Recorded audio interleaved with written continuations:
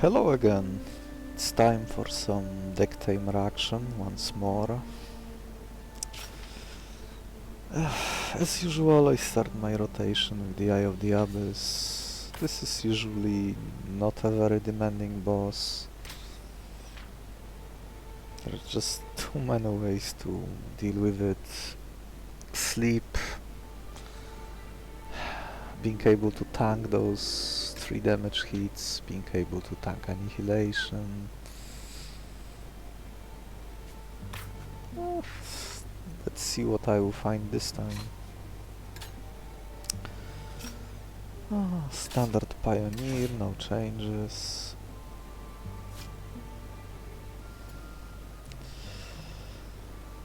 Any particular starter I would like to see?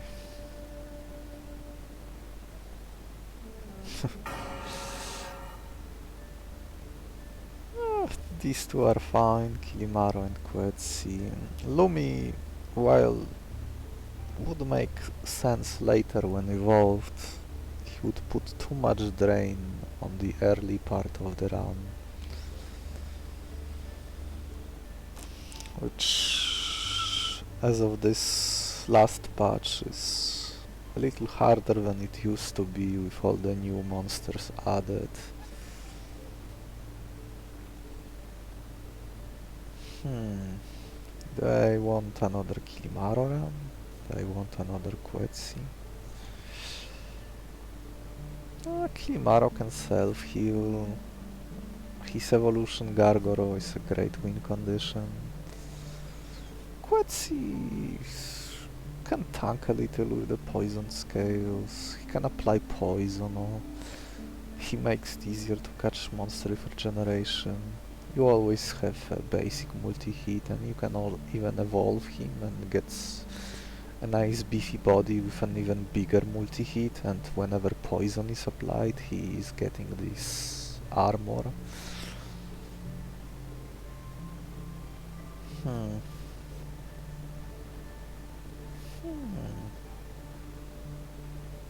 Which would I like to use more this time? Let's go with the Quetzi for a change.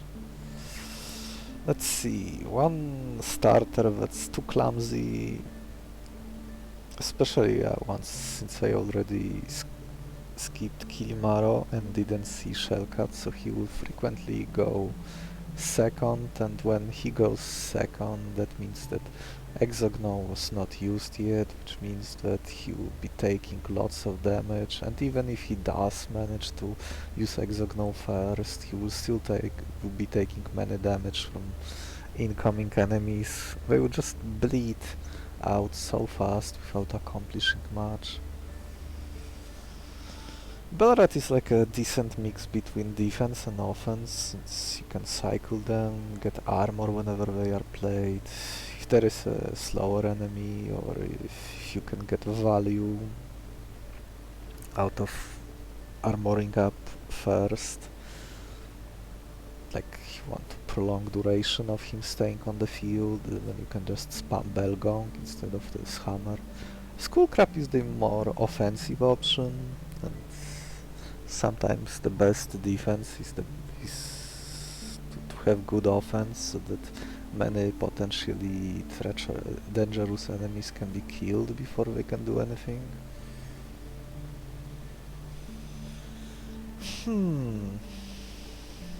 Classic Belrat. Belrat is a little slow against some of the new monsters. And he was also a little slow when some of the old ones got buffed to like 5 health, like Spore Plant. Belrat used to have nice matchup against Spore Plant when Spore Plant had 4 health and dealt 4 damage. Now Spore Plant has 5 health and deals 3 damage, which is actually worse, because Belrat can no longer two-shot it on his own. Maybe for that reason I should go with Skullcrab, but that if I go with Skullcrab that means a lot of bleeding between early fights. Maybe that's fine. Let's see, nothing interesting here. I guess I could, I could get Kilimaro. Oh, this biotoxic swipe is interesting.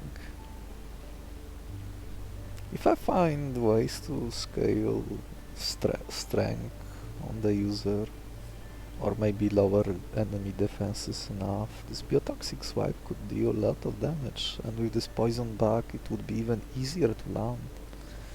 So this biotoxic swipe is basically 6 damage attack right now on a relatively fast body for the early to mid game.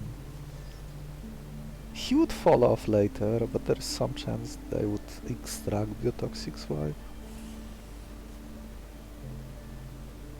The choice, I can probably load one of the Skullcrabs and treat him as a mutation bank, even if he gets curses, it won't matter. So how does this work as a fight?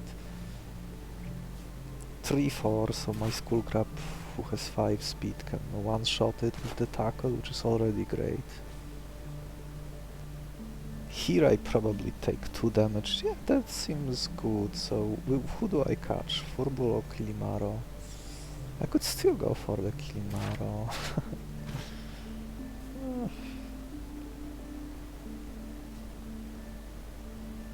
Kilimaro would open up the negative speed synergies, and there are usually plenty during most rounds.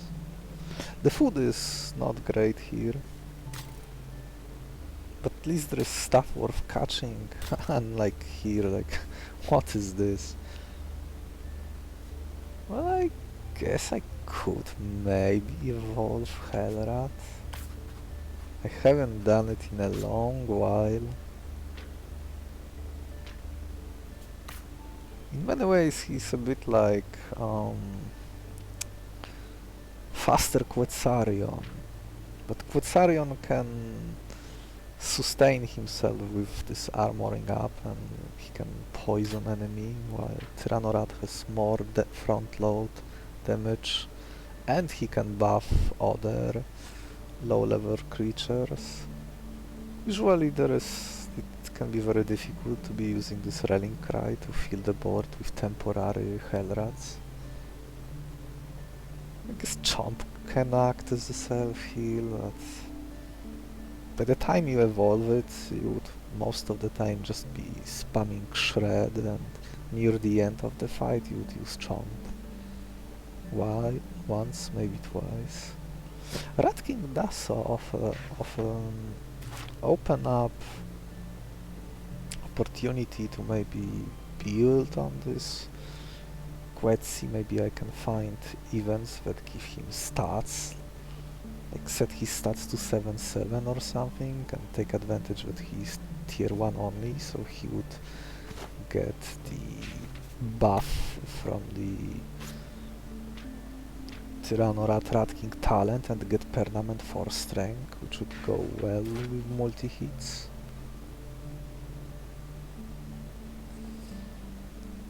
A lot of stuff would need to happen for that to work. And I would be catching Hellrat for it. I guess there is Mutagen Slug, and at least this one doesn't give curses, unlike this the choice. The choice often gives curses. What an odd way to start a run.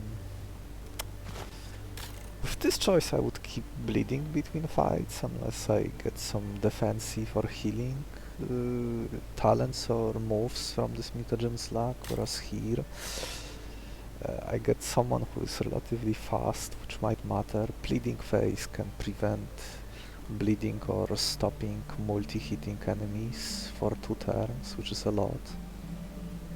Maybe that's good enough of a reason to go here.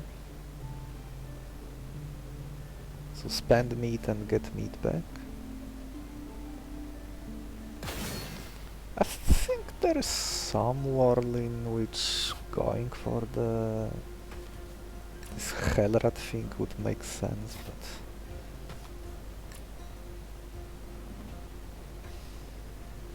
I don't like the idea that the party would continue to bleed, and here at least I have a 1/6 speed monster secured. I could still go with the Kilimaro instead, huh? Nah. It's just the Eye of the Abyss. You pretty much die to anything that's not absolutely horrible.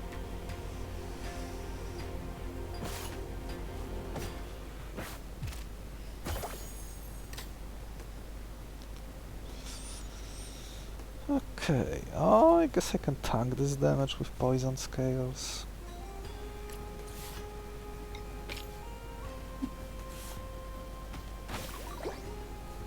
Yeah, so this is just 2 damage taken. Very good.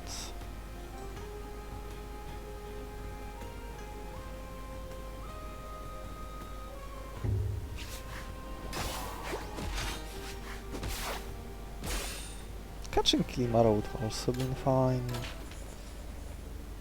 But I think this gives me a bit more flexibility right now and I could make use of it. Okay, so who receives? Huh, I could test. I could test if this biotoxic swipe would cause this furball to receive more mutations from higher tier. But even if that was the case, he still has 3 moves from the lower tier. So that's probably still gonna find mostly low mutations. And if I get a bad curse, this furball would be completely useless.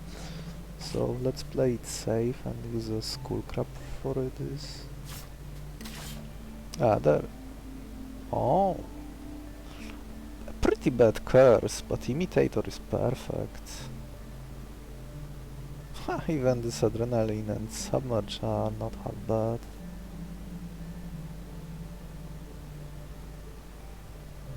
Let's see. Imitator is tier 2, Submerge is tier 2, Adrenaline Rush is tier 1. Yeah, this is quite a high roll. Despite the curse. Theopoda with landing. I think I've seen everything. I guess he could self-scale. Some small potential to do some Ghost Fox scam.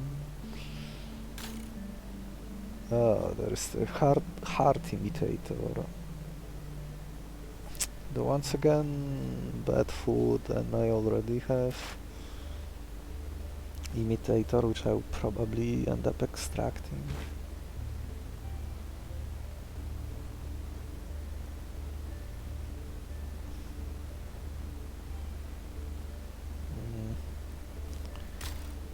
Food bait. What could food bait give me? What food will I have left?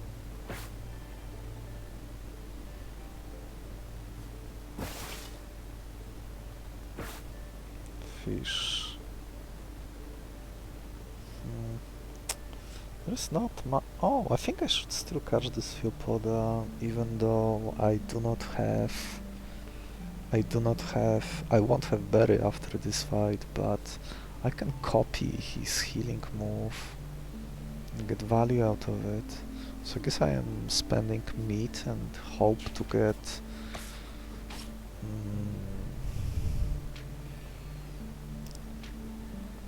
either mono with this glowing substance, preferably, or silver hornet as my meat targets.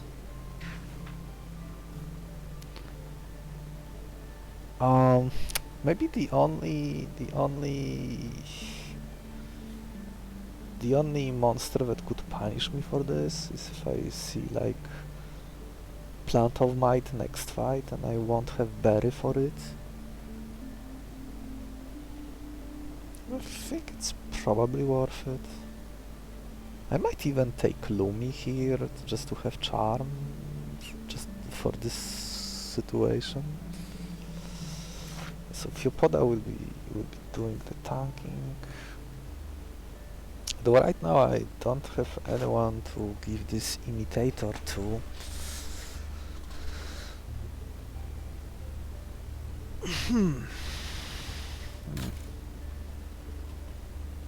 How would this go as a fight? I cannot snipe it, so I guess I can. I can let one crab tank a 3 damage hit.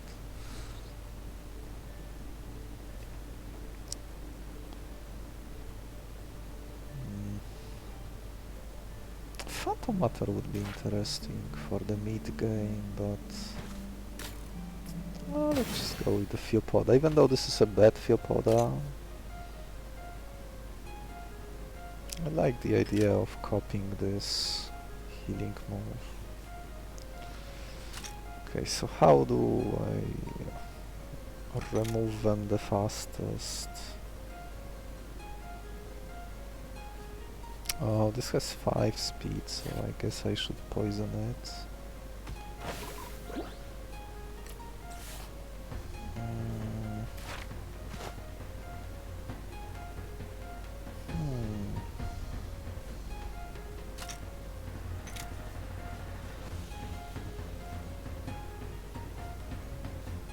Just one skull crab will take 3 damage, no big deal.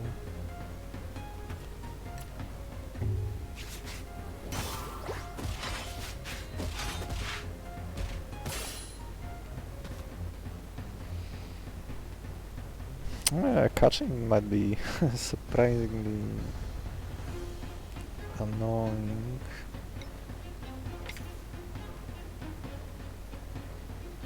I probably should have just rush catching it and shed this one skull crab.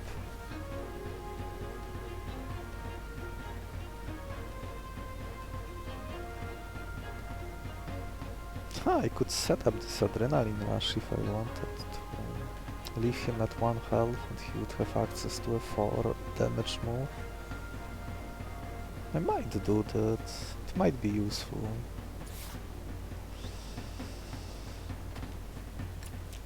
I'm considering giving Imitator to Furbull since he is fast, but for that to happen I would need to fix his stats a little bit. Right.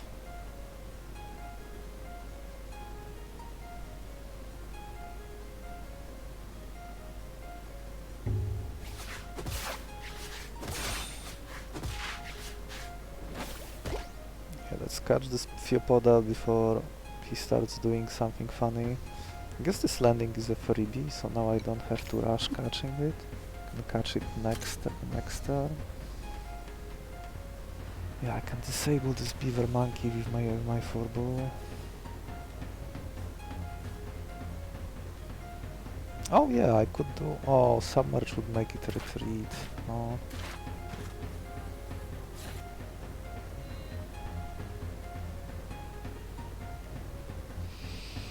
I might redraw it. Oh, this is better.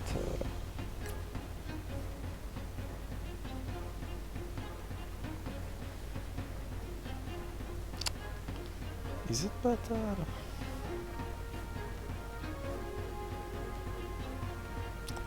I might end up extracting Imitator and that would already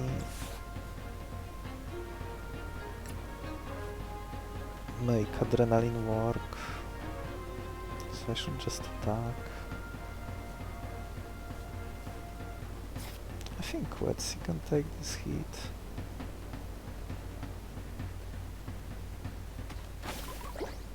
Oh.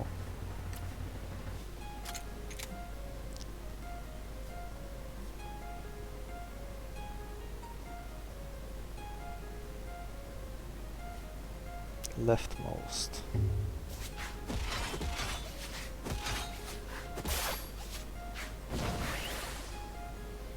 Okay, now I can catch this Theopoda. Now my Furbull will neutralize.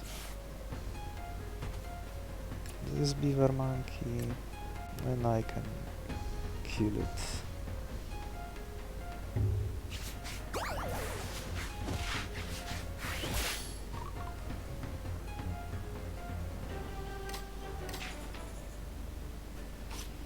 I have sperm. Oh, I don't think there is any fish that would be worth taking. Hellrat is back. Huh. You really want to be part of the team? I probably should take Badfish with Vampirism. Self-healing. Hellrat would be too clunky for my team, I feel.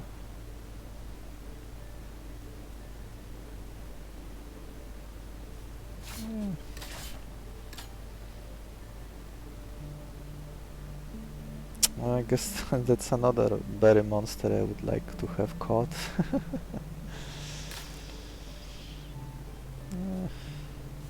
Oh, sleeping spores. Huh. Sleeping spores. Sleeping spores could let me put boss to sleep. Oh, Crafty, and I have spare fish. Oh, that's a lot of healing. I'm restoring my berry, and then what? So just catch this.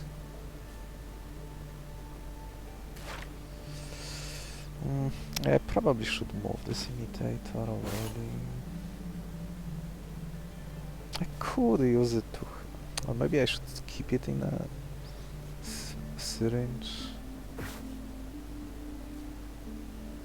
Oh, he also has a tanking move for allies. Wow. And I could copy it for even more tanking. So that everyone will be protected.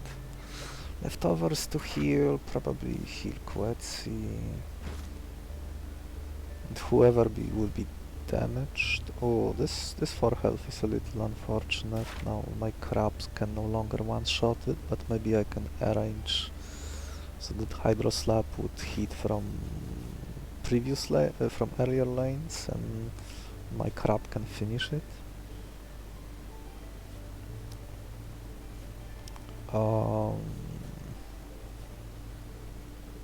Illumination will trigger Crafty. I might need to rush this Orcario.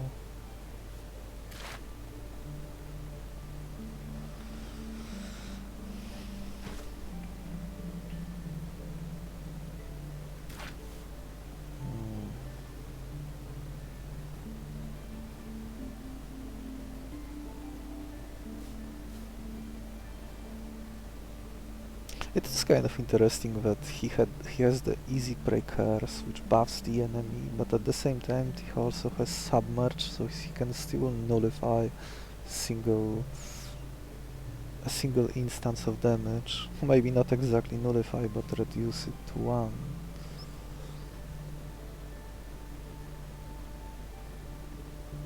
Submerge is not usually something I keep for this boss. Though with Crafty it gets a little better, and even this peripheral vision could tank. The starts looks more like Infinite Syringe, with all those talents that I could move. Though I still don't have the best bodies to carry those talents. I could send this Skullcrab to his doom. 5 speed, so Adrenaline Shot would kill Orcaril and Orcaril would kill him in return at the same speed. Adrenaline Rush would be good here against this Sting Slug. Oh well, I can wait before I make decision. Oh, good cover, huh?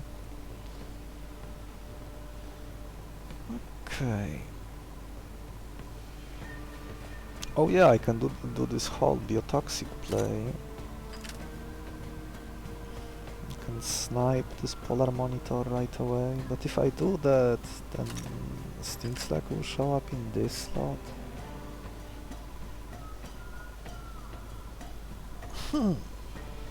Interesting. I think I should... Should I catch Tuba first? I could also snipe Orcaril instead, maybe that's better. Since he is surprisingly fast.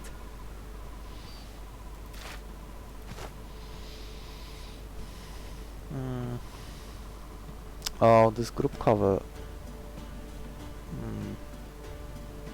Maybe not necessarily if I snipe him right away. Yeah, sniping him seems like the way to go.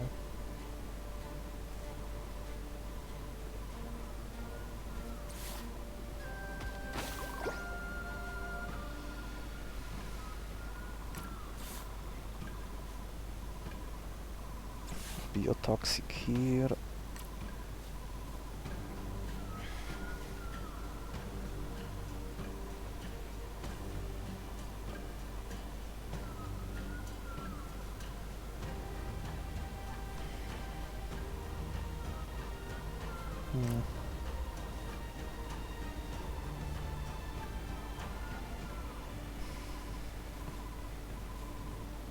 Crafty will heal him.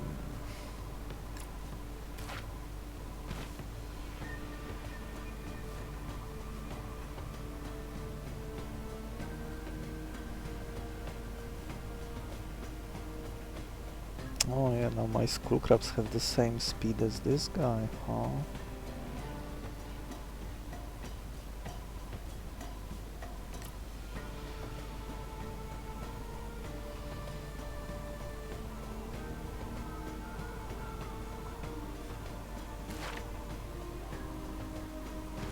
If I hit him for 3, he can be finished off with by the furball with bite next turn. So I should probably do that. Should I shed another skull crab? No, I still have event that will heal my guys.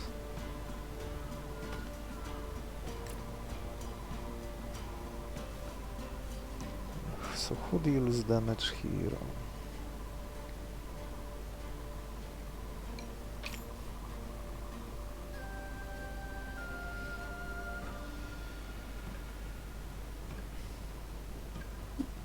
I could copy Pleading Face. So this Venomous Bite will only hit for 1 poison next turn. Or should I just start attacking him?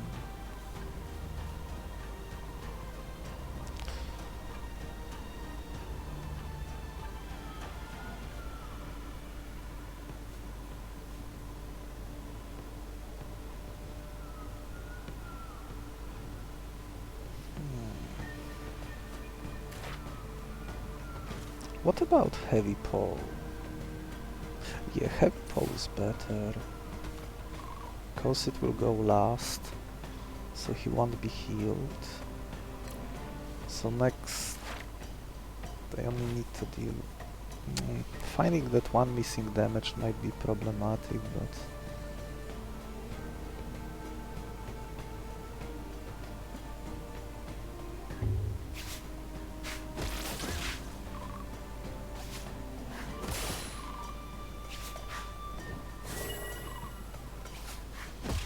Maybe I draw... Oh, I didn't draw.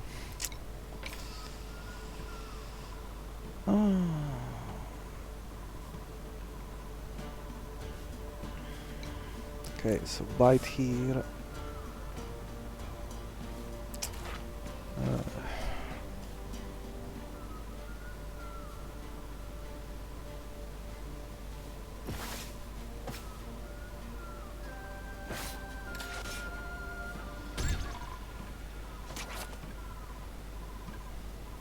Adrenaline rush here.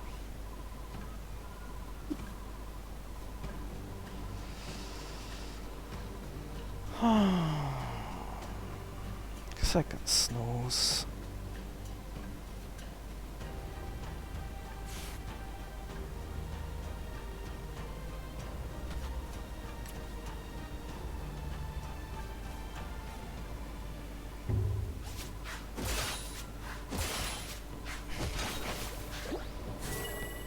I can snooze again.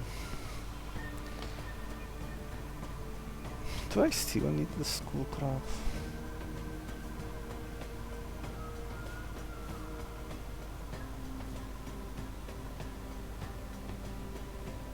Oh, I can do it like this.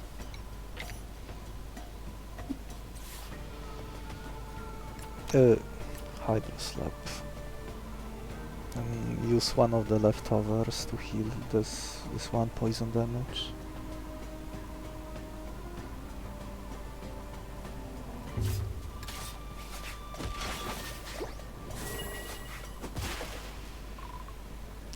Oh, okay. Actually forgot about the peripheral vision. Oh, that's so bad. Oh, that's so bad.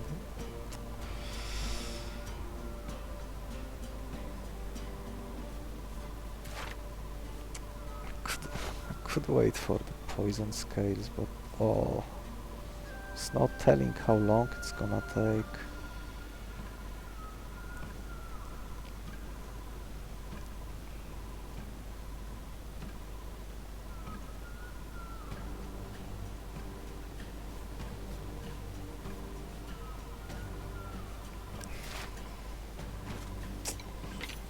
A little error.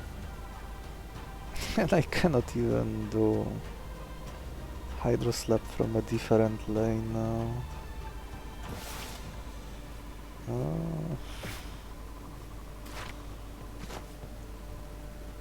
Maybe he will switch to group cover, or I wait for this Quetzi.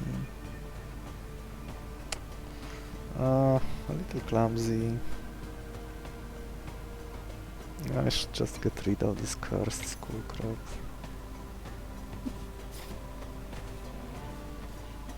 Oh yeah, I can do Pleading Face, that will make it... With Pleading Face I won't need drawing Quetzi.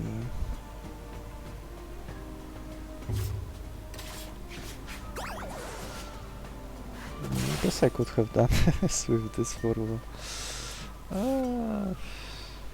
oh, this works, yeah. Oh! One poison.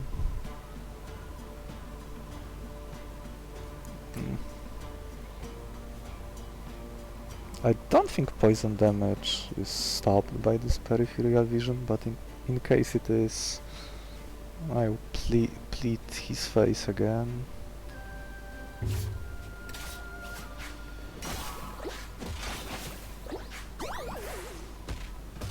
Yeah, it doesn't. Okay. Correcting my error. Oh yeah, I should definitely heal. Should I heal this to Beber? He can self-heal too. In case Hyopoda needs to tank a 5 damage attack. I guess I can use the same reasoning for this to Beber since he's slow. Maybe one Skullcrab needs to be healthy. Maybe the other one too. Oh, there's Karabi too. Oh, there's cloning. So okay, there's a good enough body. There is the flu, the normally found on Hyopoda.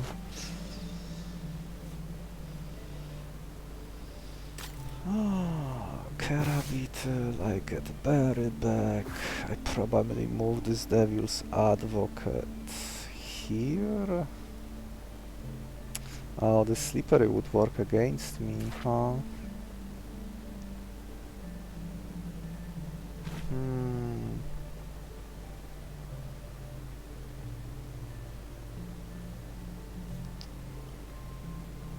Can have two clones with Imitator and Devil's Advocates. That would they would need to be on some nice body. Onsenosaur has the body, but the Slippery would actually Actually, I don't know. Oh, it could still trigger with some of the effects, even like with the slow or dizzy or torpidity. It could cost me dearly later. And he's also one speed short of being faster than the Colossus. Eye of the Abyss.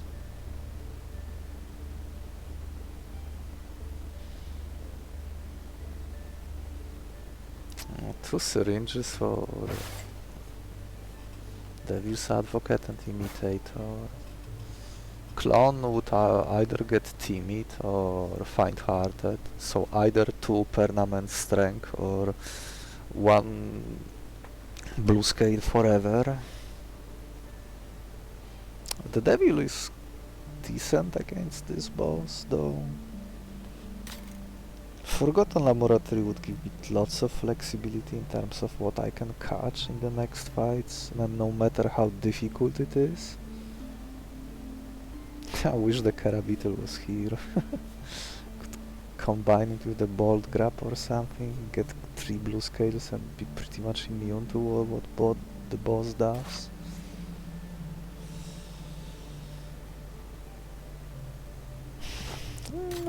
Maybe having 2 Onsenosaurs is good enough.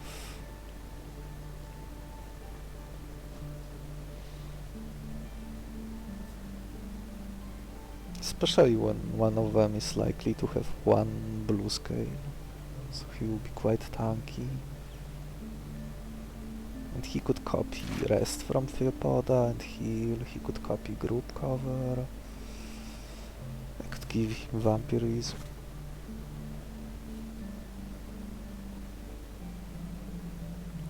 There is some chance that the Slippery will end up backfiring and giving me 3 negative speed with the Devil's Advocate.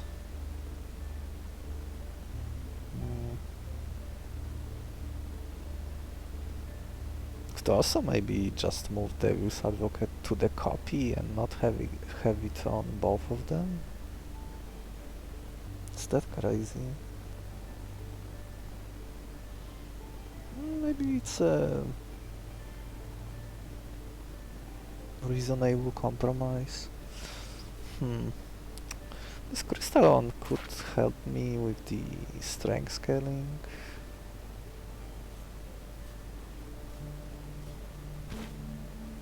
Enter, retreat. But that would also clash with the Devil's Advocate, so...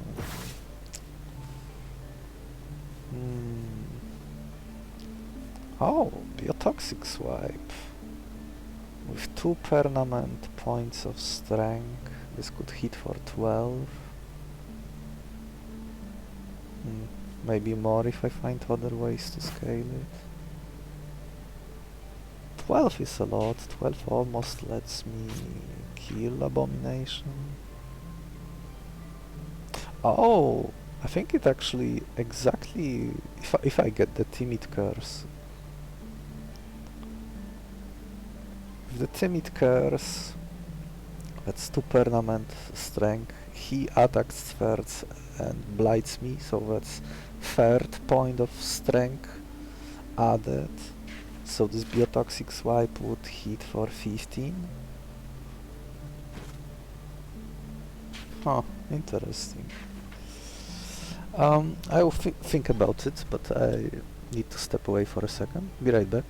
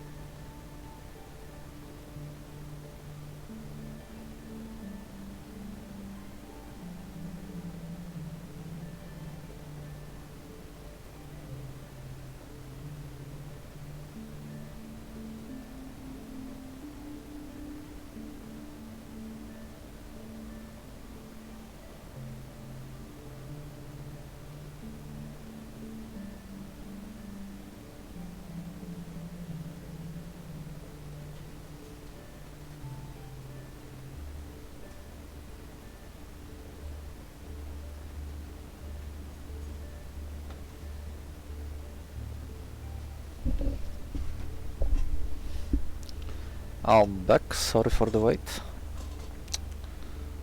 I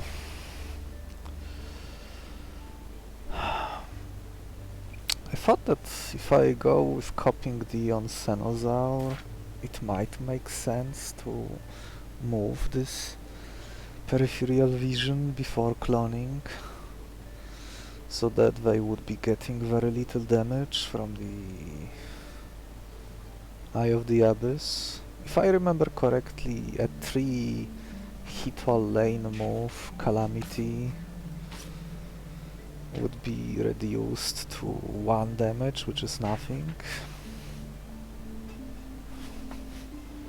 And I could put someone in the middle who would be using group cover in case I even need more protection, but probably not.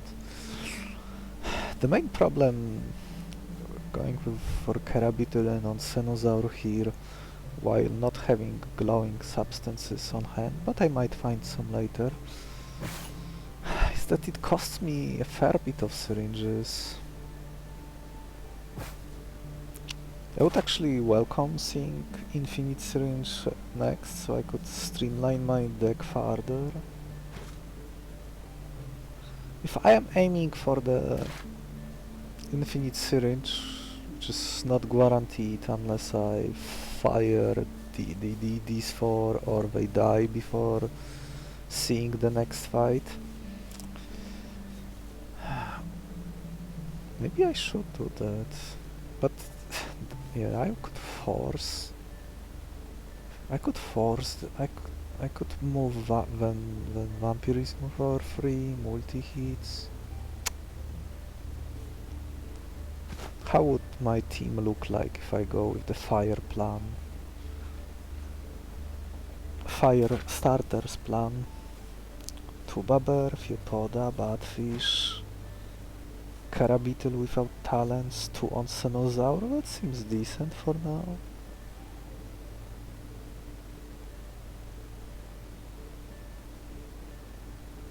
Huh. Predatory Toxin.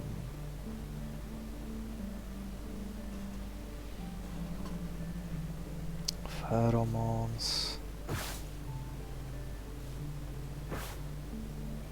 I guess I would, if I go here, I would probably catching this Crozor. Maybe I would do something with poison or just for a temporary body that can hit for 5.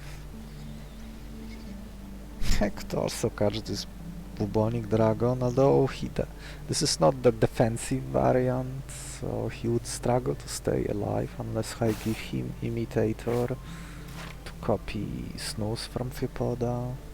I guess there's Crafty, so maybe it wouldn't be too bad. Oh yeah, I could also move Crafty before cloning. Oh, that's so much stuff. You know, with this much stuff I could probably just outlast the boss, but then I would be still weak to boss selecting Impending Doom, followed by Annihilation.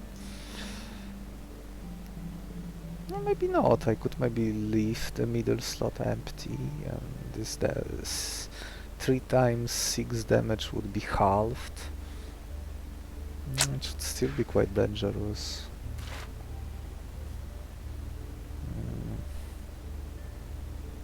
Well, if I see the boss buffing himself, I could do like group cover preemptively. I could also try putting him to sleep. Double overdose would put him to sleep, but this won't work well as long as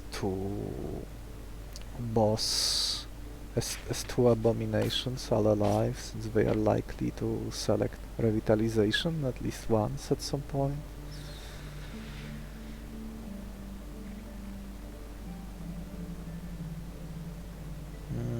If I do go with the biotoxic swipe plan, they are both slower.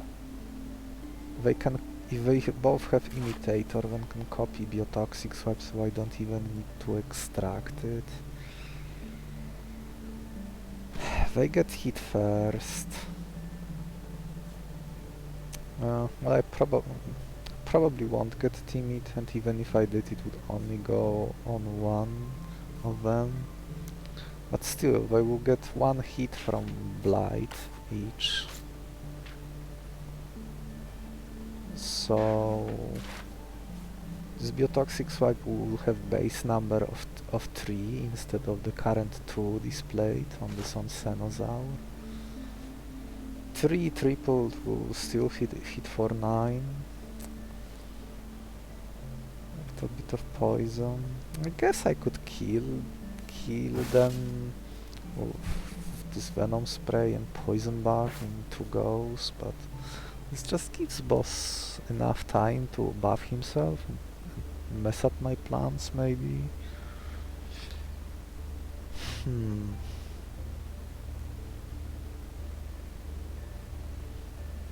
Maybe they both select Overdose instead and put boss minions to sleep. By the time they wake up, they would also die, like first Overdose. They are left at 12 health on the first turn. Oh yeah, I'm still taking damage from the Blight attacks. At least the initial one, I might be able to protect the cover.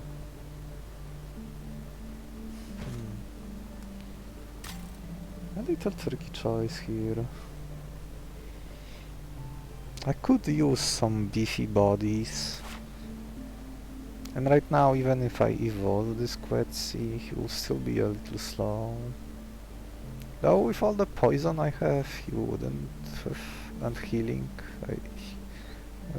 across the party, I probably could get through stuff. Silver Beetle wouldn't do much for me. I don't care much about evolving the rest, though I could get maybe more copies of the Quetzarion talents and moves. Maybe more Noxious beasts spread across the party so that everyone is armored up.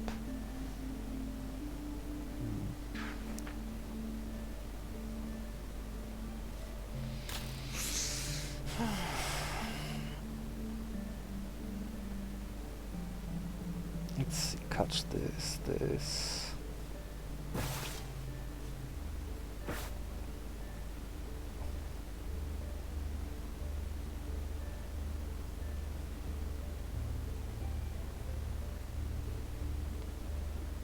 Am I really going to move both Devil Advocate, Peripheral Vision and Imitator 3 out of 4 of my syringes?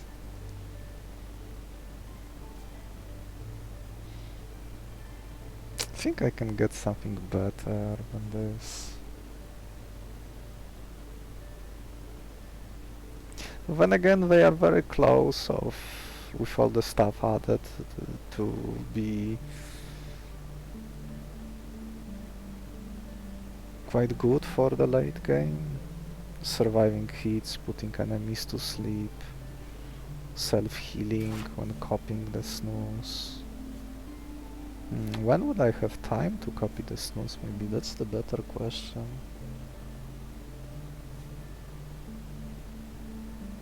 What if I gave Imitator to this Tuba Bear and clone the Tuba Bear instead? He has already 2 mutations for free. Is that crazy? His stats are horrendous.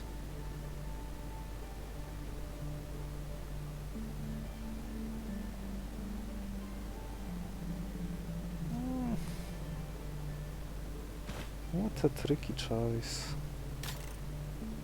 Let me just go for the Forgotten Laboratory and then either evolve Quetzi or get Aberration and auto-catch whatever best enemy is present. What would I be catch? Oh, probably this Crozor. Oh yeah, the first turn they could deal a fair bit of damage to my team. Especially if the Spinehawk selects Hydroslab.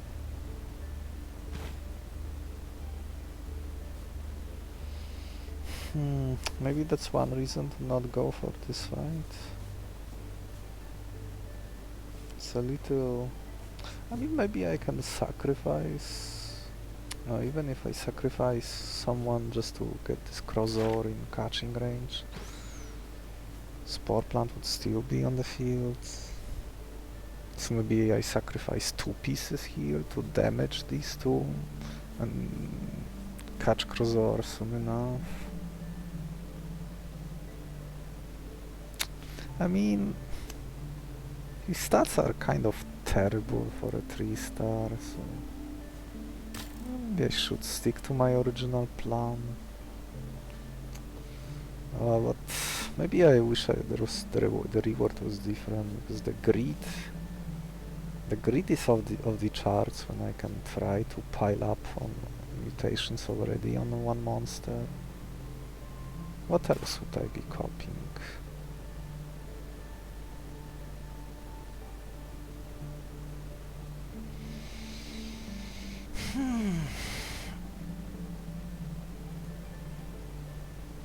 Quetzi for more venom sprays and evolve him? Probably not.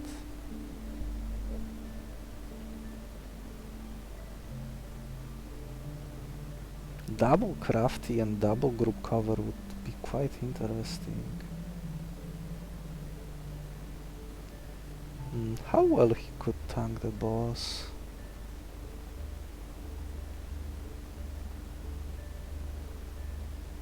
I guess good enough, but they would struggle before getting there. I'd still probably need to give him something like Imitator, so they'll have better moves to access to. Oh yeah, here is Flu.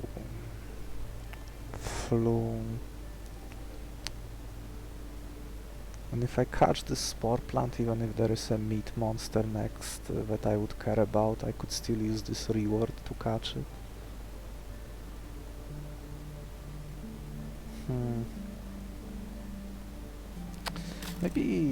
Maybe I just do a low investment and inject this Onsenosaur with Imitator only. And then, depending on what I see next fight, I might give the cursed one Devil's Advocate too. So I would have 2 syringes available.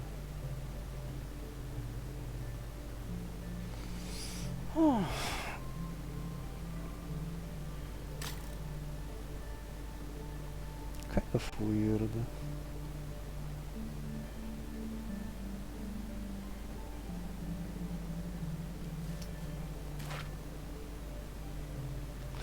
Part of me is tempted by evolving, getting a cursed Quetzi with the Devil's Advocate, because that means that he would easily be able to outlast boss Abomination Blights incoming. All those strength would become positive. Yeah, I probably shouldn't ignore it, and I should catch Beetle, I should catch Onsenosaur.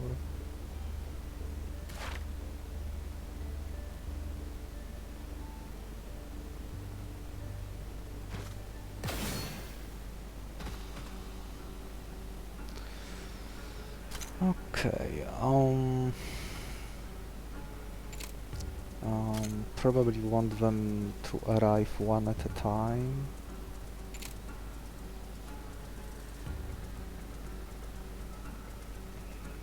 Same speed, but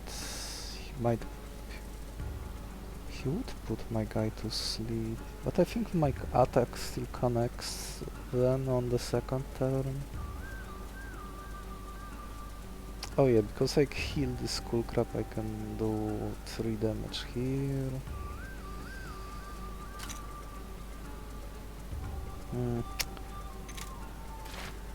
Probably should keep Quetzi in hand to apply poison here and make it much easier to catch the Onsenosaur.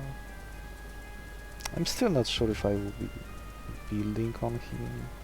I might just use him to support my Quetzi.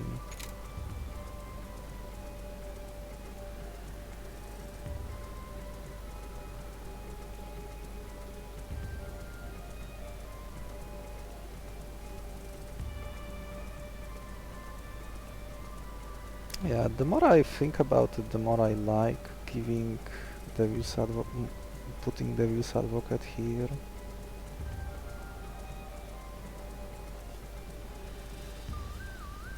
I mean, there is one punish if there is no Beetle next fight, but if that happens, I can just move stuff around with the Infinite Syringe.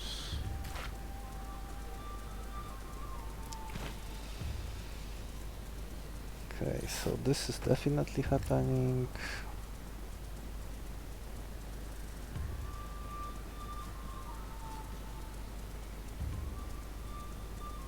Oh, I should take advantage of the speed tie on the first turn. They will be trading blows. Oh, I could give Vampirism to this Quetzi, but it's risky if I don't see Beetle next, so maybe don't.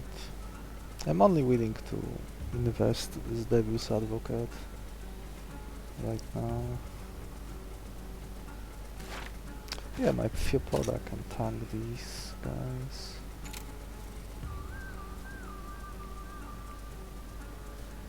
So maybe I don't need.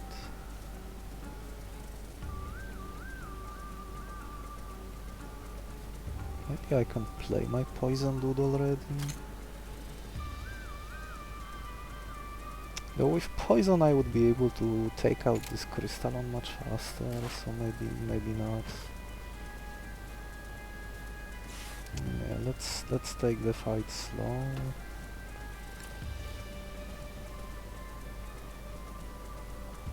Oh, no. Oh, he will still have. Yeah, Galvanize will arrive, but -3 strength here, so this bite will still hit for 0.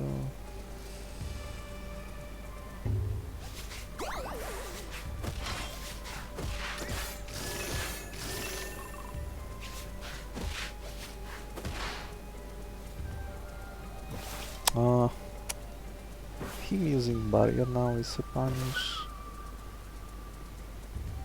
I think I can deal with it.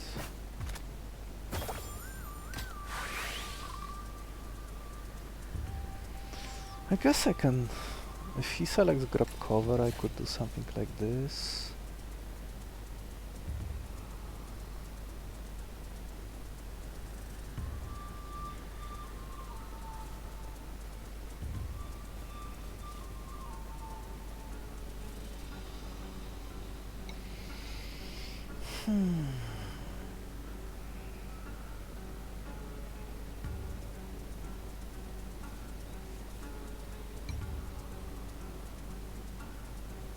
Yeah, there's no slot empty right now to play this Quetzi anyway.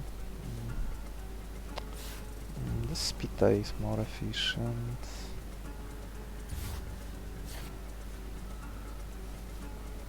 Yeah, this will let this Skullcrab die. Probably high. Oh yeah, this barrier won't reach this guy. So how do I take him out? I could use Heavy Paw. Forbo would be left at 1 health. I could use Tackle. Maybe Tackle is better. Almost feels like a waste to not catch this Crystalon, but right now I'm more interested in the Devil's Advocate plan rather than strength scaling.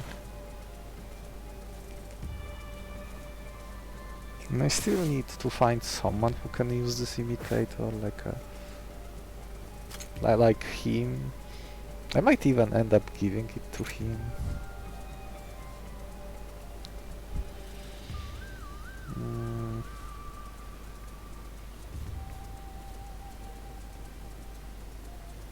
Maybe I should select left and kill this turtle next turn.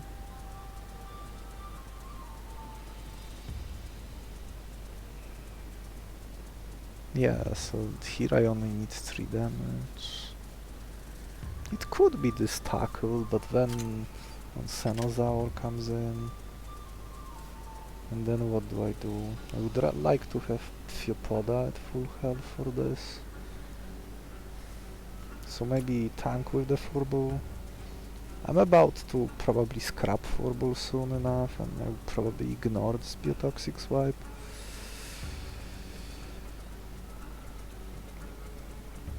And just tank with Quetzarion most likely instead.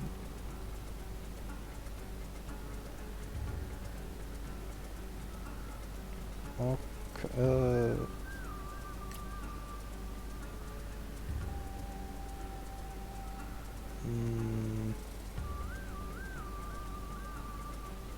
Yeah, because this left core is going there. Hit 1, 3, go.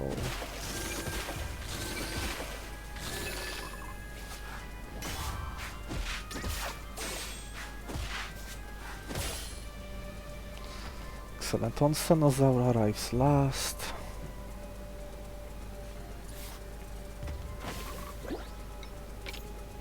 Now I only need to deal 2 damage to him.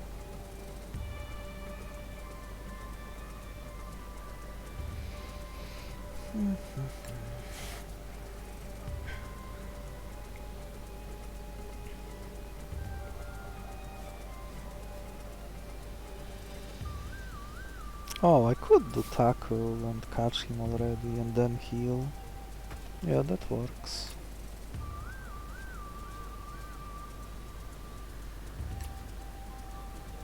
Let's remove his armor. Bite. Furious. Tackle.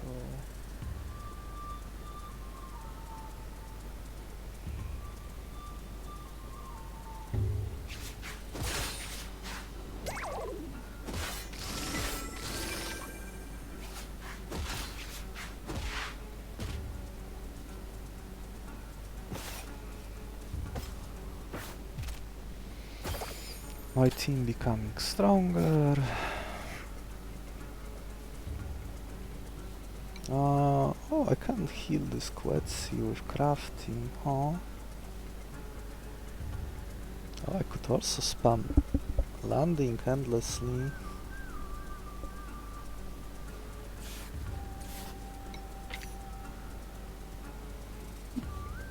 Oh yeah, I can do group cover now. I can heal to full next turn.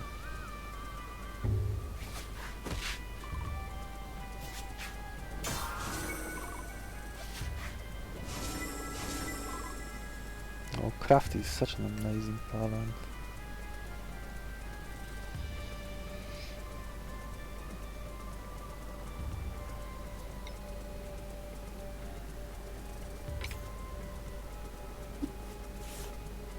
I don't want to kill him yet. Oh, maybe I do. Yeah, everyone who could heal, he will get 1 more heal there.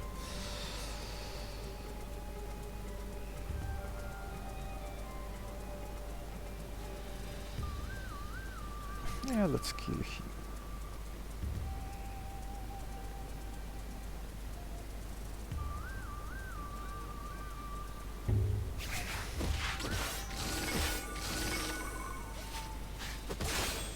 Heal a little.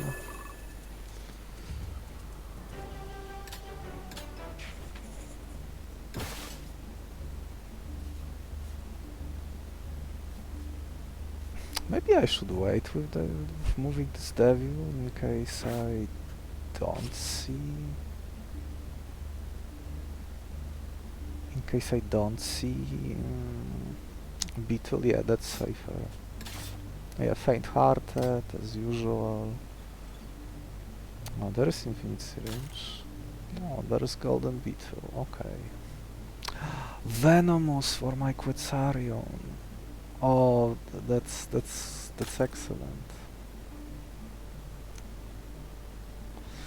Well, this Infinite Syringe is also very tempting. I can move Devour, I can have double kick, I can put everyone else to sleep. Oh, there's so much stuff. I could get any move I want with this Oneiric. Well, almost any move. Devour to make someone have gigantic stats, and those... And Devour could be copied with Imitator, so two monsters could eat a little bit. But I think I will stick to this plan. Especially when this Venomous is present.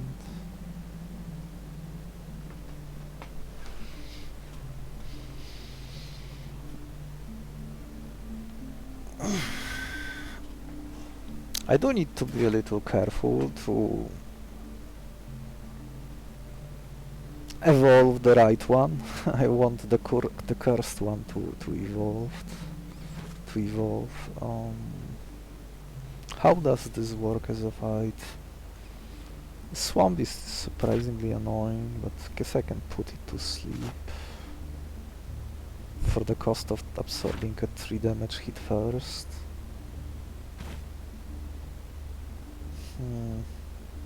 Still no target for the Imitator. This would be a great target for the Imitator.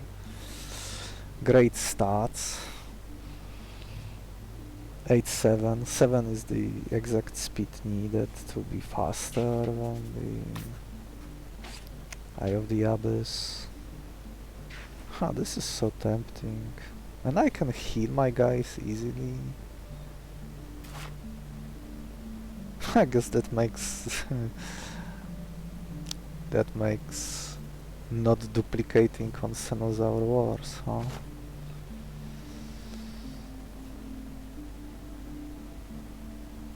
Oh, with this Neuromefos I could fish for a perfect move that would give me more negative blue scales.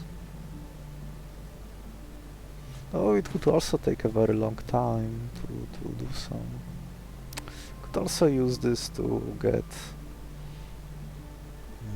more evolution, more mutations, like talents and moves. Could use it to get Fruit of Might.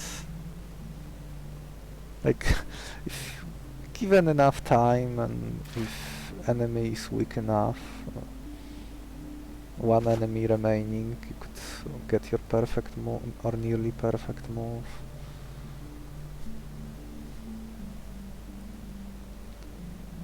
This Oneiric. Yeah, this is very tempting, like... how many berries? Oh, I only have one berry, so it would be just Neuromefos and Fleshbone. I could see myself catching this Vaquita and move calcification. So with this vampirism moved for free, I could get excessive healing turned into armor and basically act as a Quetzarion without having a Quetzarion. And with the Devour, I could even give this Devour to this Quetzi and let him grow.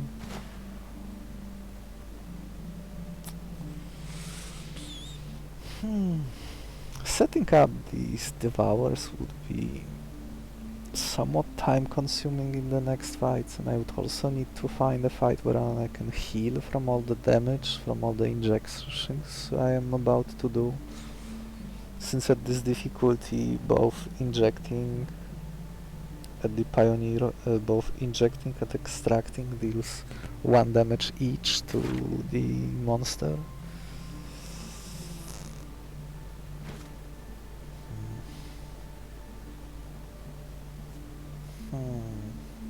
I think either path wins the run. Venomous is very juicy, so it would be like Devour, Venomous, give them to Quetzi. I will get so much poison. Yeah, I can easily outlast the boss. Especially if I give him peripheral vision. Huh, now it would make sense. I could even just play Quetzi alone if I wanted to.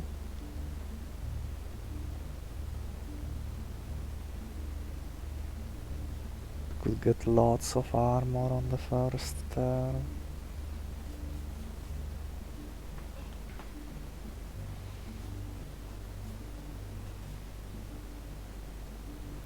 So what? Peripheral vision is one syringe.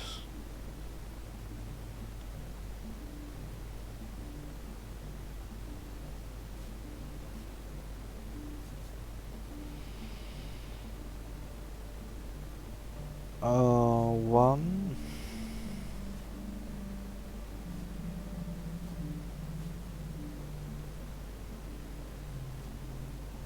One syringe.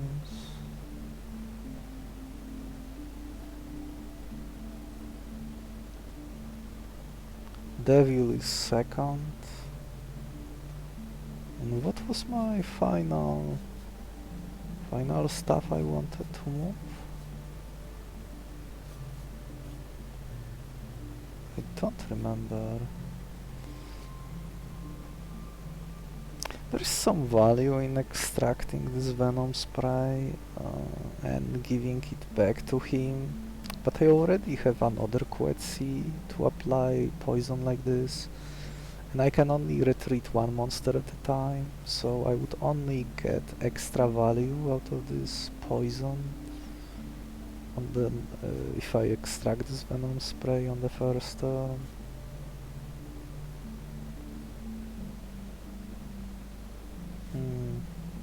Oh, I think I remember now. Peripheral Vision, Devil's Advocate, and Venomous.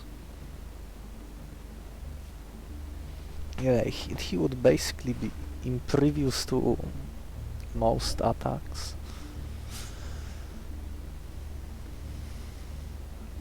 And since this is a Golden Beetle, I could even let him give him Imitator so that he could copy healing moves.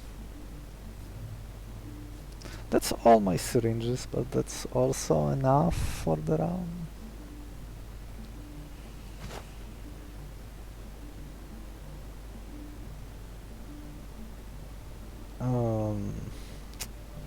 This is not a safe fight.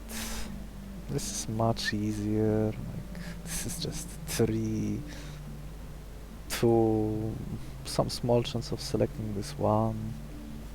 Well, maybe if this Lunar Pronghorn selects Mist Cold, this fight could become a little more dangerous, but I have Pleading Face for the Elk, even if the Mist Cold is used. I do like this Devour plan though, and all the stuff I could move. The end monster would likely end up being better than monster or two would end up being better than Quetzarion. This is much easier fight to...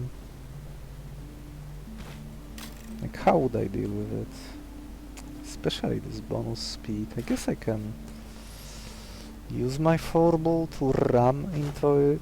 Oh, ramming would make sense if I want to kill it, but I want to catch it. That's pretty much the only monster I would catch. So Onsenosaur would be my fastest monster, which is still not ideal to only have a monster with 6 speed. My Quetzarion would be able to tank most attacks easily.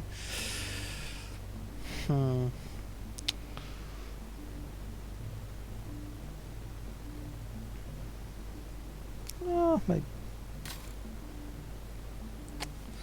I wish this fight wasn't as hard. But maybe I can sacrifice a few pieces.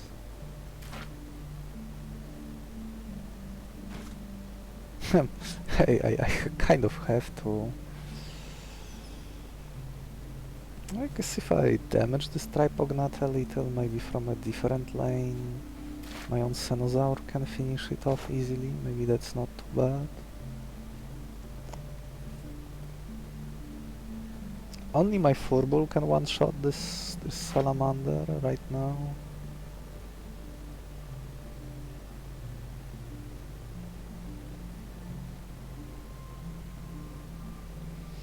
I probably should give Imitator to Onsenosaur at this point to have him fully healed before the fight ends. Though maybe I can still have him healed to full with this Crafty. So who would be left? Oh, none of them is easy to stall at.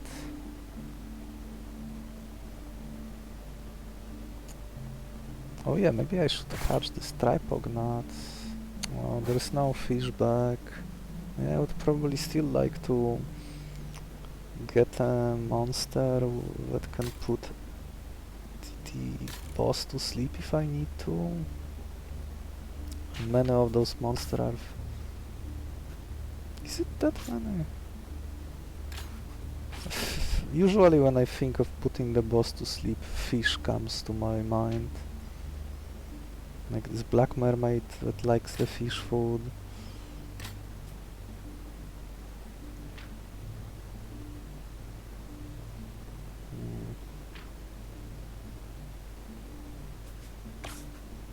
Or Hypnocry Parapenion.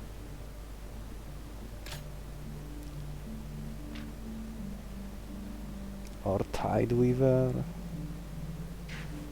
And there are also two berry monsters that can put to sleep.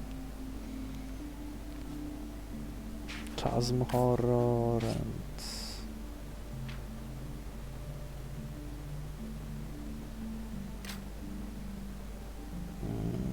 Cuckoo.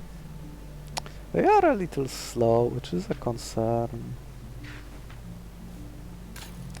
Going here gives me more flexibility, both in terms of stats and all the mutations I would have.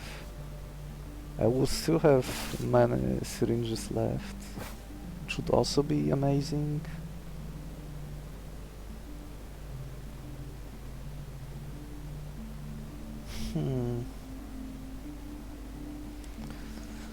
I think going here is the correct choice in my situation. I just want to make this Quetzi work since I have enough pieces. But this fight is...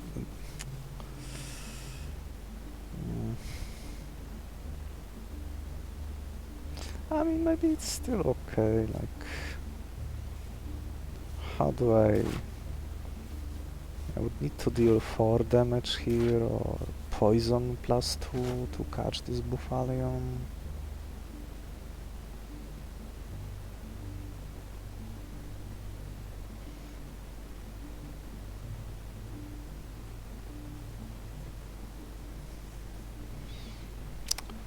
Venomous, I would be getting so much armor per turn.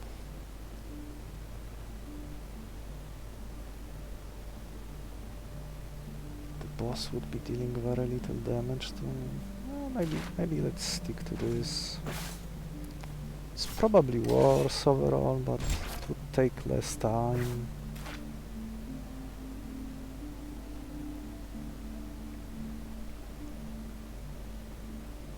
Anything else? Do I go in with this many? This Swamp Beast is quite a concern. Getting through it. Pretty much need to ram my Furball into it, but there's also this tail swipe.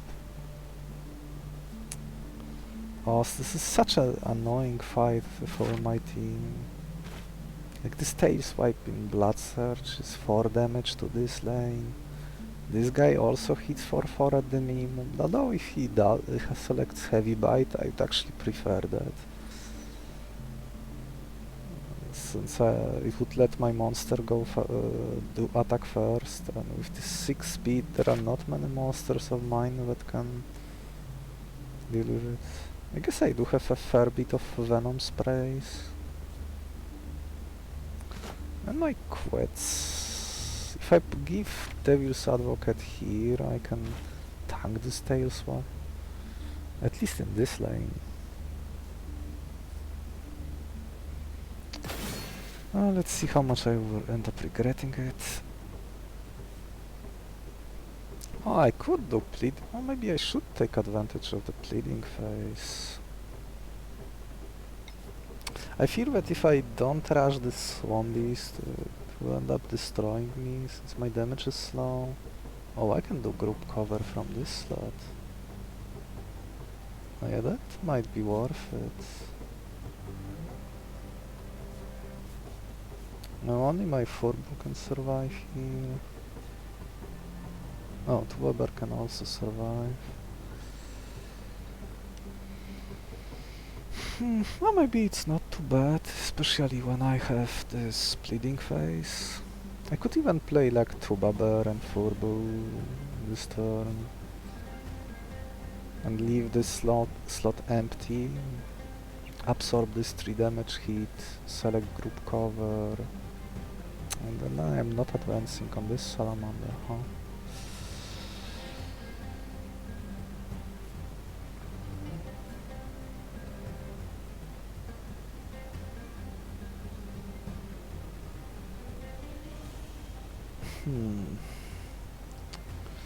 Yeah, I fear I do need to rush this before something horrible might happen. I mean, I guess group cover does give me time and I could use bleeding phase here, but there's also this tail swipe.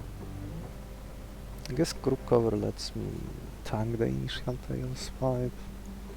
And I will still have armor left. I will need to sacrifice someone to do this, or let Tubaber tank it.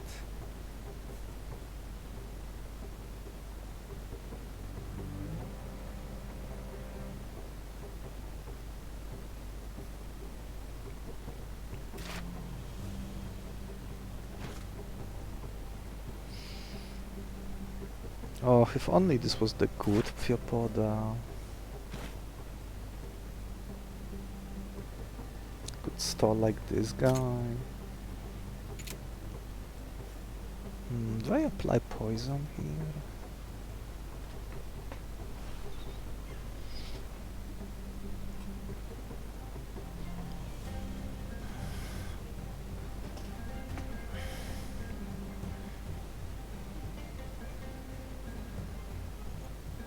So do I stick to this?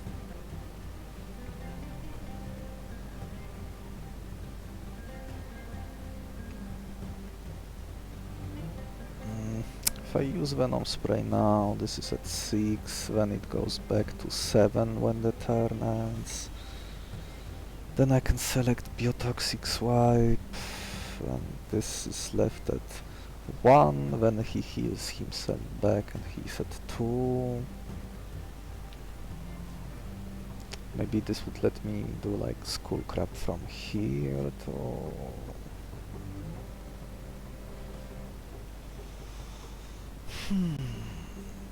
Deal the damage.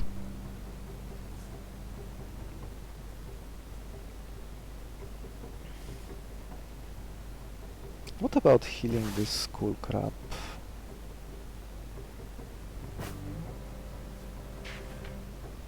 I could use meat. Left claw. Left claw here. He's left at 7.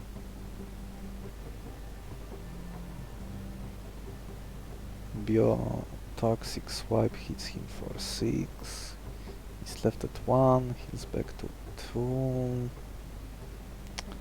Then he dies when the turn ends.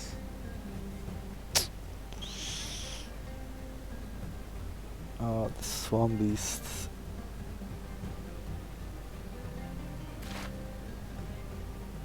One way to deal with it would be to use Pleading Phase now and draw my Onsenosaur next so that I could use Overdose twice.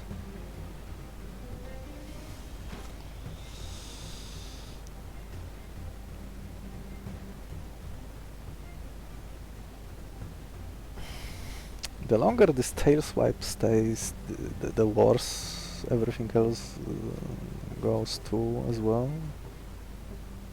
What about playing Tuba Bear in this place? Absorb the heat, group cover. I heal back to 3, then poison on when the turn ends. At 2, tail swipe I'm left at 1.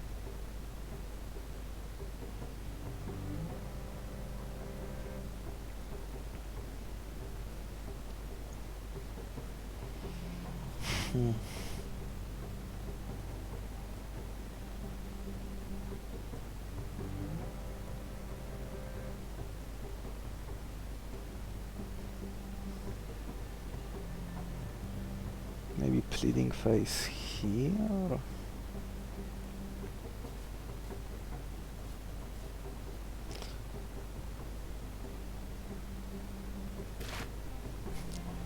I have too much granular damage and this Pain Harvester with that much health on this enemy is working against me. And I also need to be concerned about these two at the same time.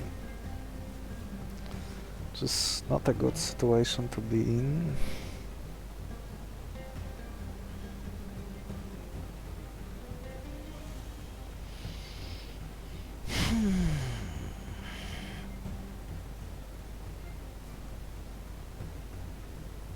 I guess the Batfish speed drops low enough, he can speed tie with this Swamp Beast. Oh, I do want his speed to remain unchanged so that he can trade blows with Tripognat.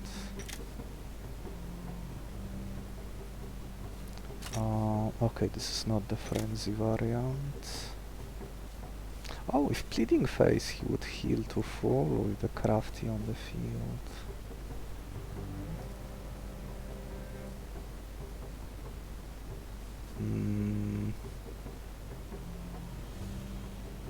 I don't think Crafty would save him from this heat.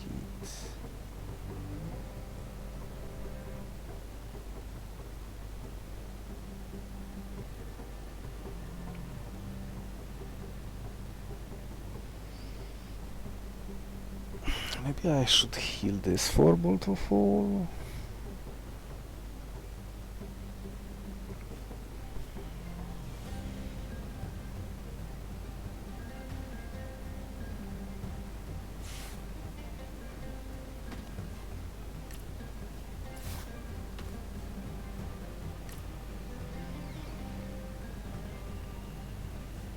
Yeah, the more I think about it, the more I like it.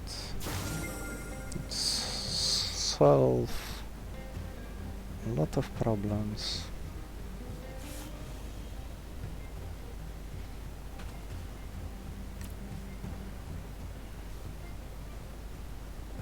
I will still have slots.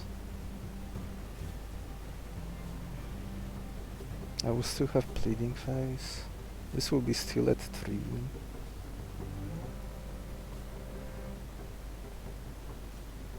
This I can catch. Left.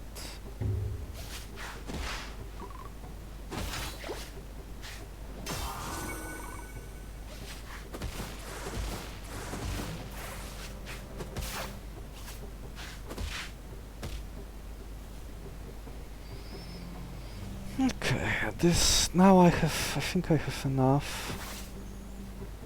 This I might even leave killing this Swamp Beast for last.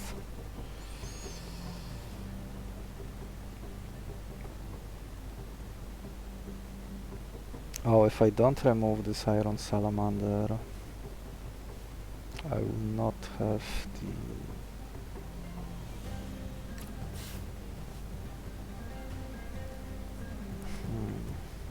I want... Oh, no, I can still speed type, but only on the first turn.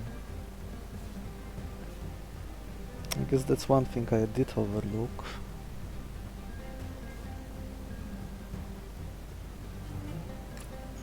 Maybe like this. Also here. Could do group cover again. Is it even worth it? Oh, the skull crab would still live.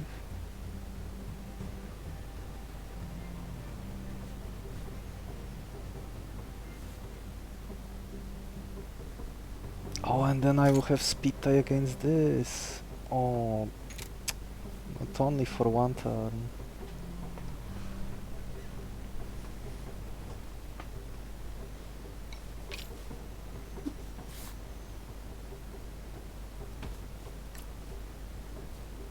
What a weird fight. He will attack first, so he won't get benefit from the vampirism, but I will. With the speed tie, I will heal back from the dead.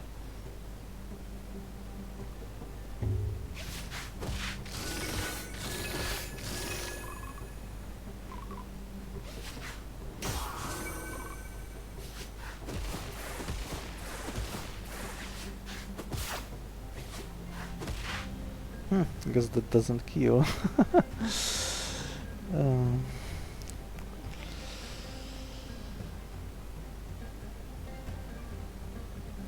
Okay, I did got my Onsenosaur at last.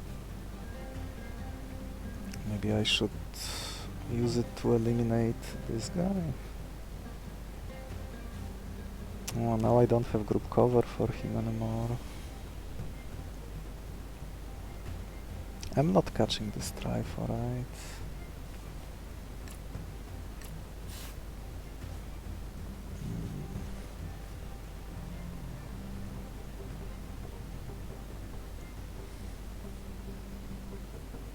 Oh yeah, now I don't have biotoxic swipe anymore, huh?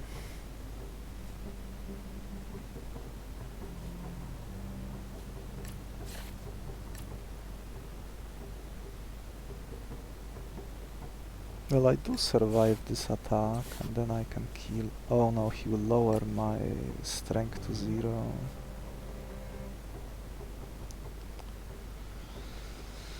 I guess I can kill him with Venom Bite. That means taking 2 damage.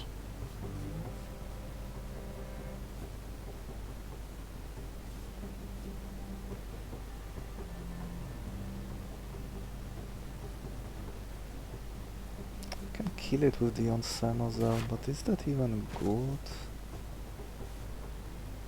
I want to finish this annoying salamander at last.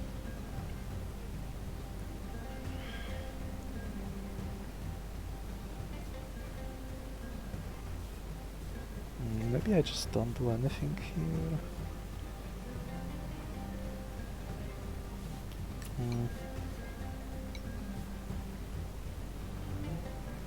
Oh, my Onsenosaur can finish this.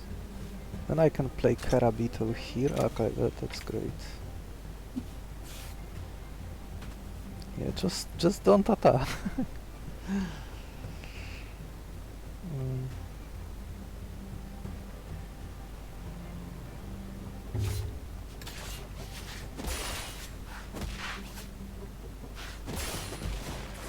Oh, never mind. Okay, that was sloppy. That's fine. Oh, now I have this double poison play available. Fiopoda last, unfortunately.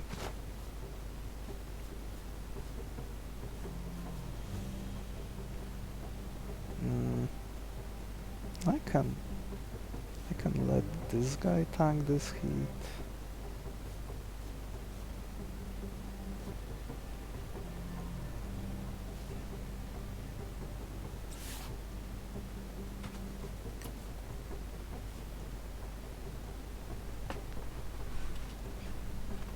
I did catch Buffalion, right? I did.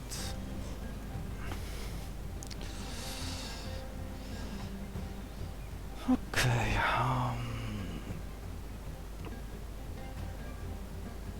the skills, and I think I'm tanking with this.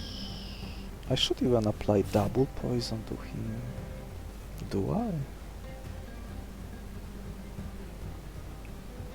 He would be still left at...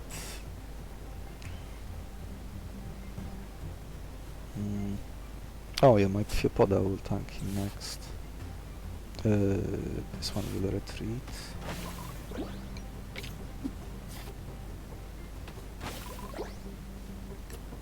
I only take 1 damage, speed tie.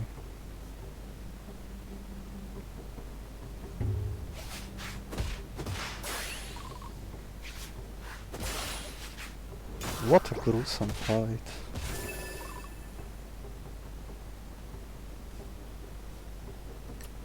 Bite here. Deadly bite here, yeah. Snows. Oh, I didn't get to use overdose, so no healing. Guess I should...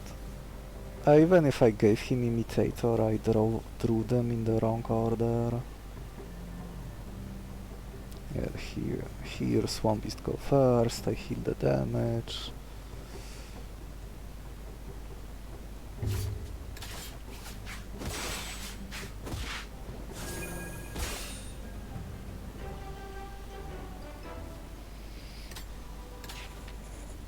Okay, now I can inject stuff before evolving my guy. And I can wait with this peripheral vision, maybe it won't be needed.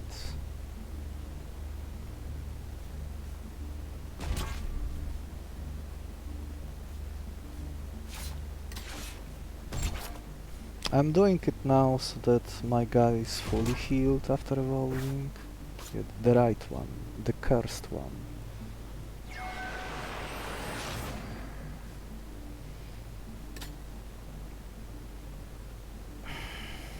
Another curse, but this event can draw from all the curses, so that's probably not happening. Oh, this toxic aura is kind of kind of funny.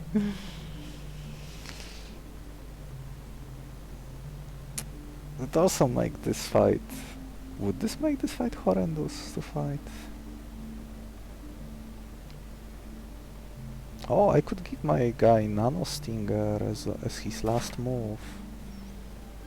Eventually he will be applying so much poison. The boss will never be able to catch up. But I think I can find a better use for my last syringe. Oh, former human. I could give him this last syringe.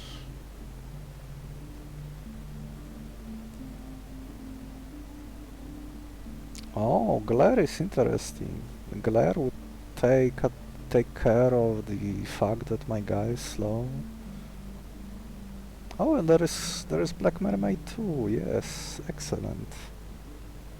Former human is slow though, so even if I do give him imitator, he's too short of what I want. I might give imitator here, but I can only catch 1 fish monster. Yeah, only 1 fish monster. So probably this Black Mermaid, probably this Farseer.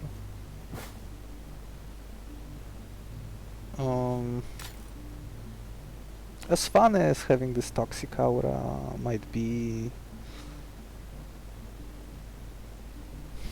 maybe I could catch him too.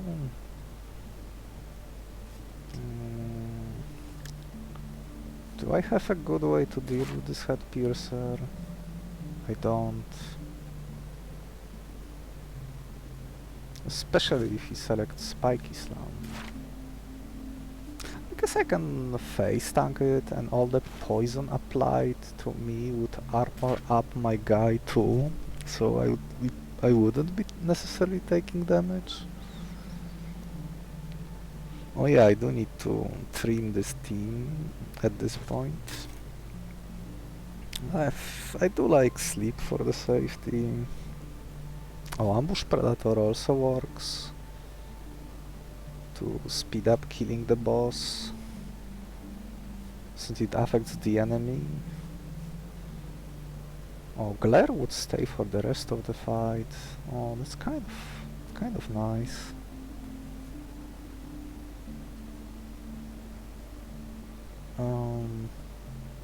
And in the worst case, he could even tank the hits during the boss fight a little bit.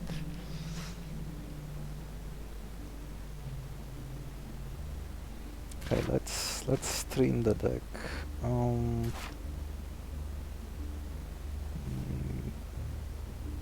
Can this Spoof Alien do something? Oh yeah, this... Maybe this fight is actually easier with all the poison applied.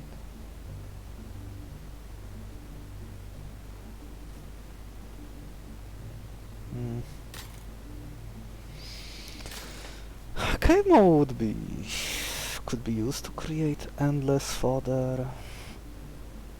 Oh, there's so much poison.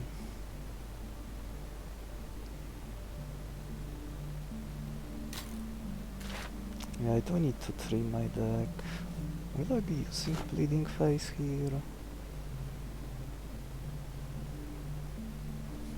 They're surprisingly fast. Is that a problem? I can face tank this. I can kill it. He might even waste his turn. Oh, Breezy would fix the speed of the Mermaid. Too bad I cannot catch both of them. Not enough fish.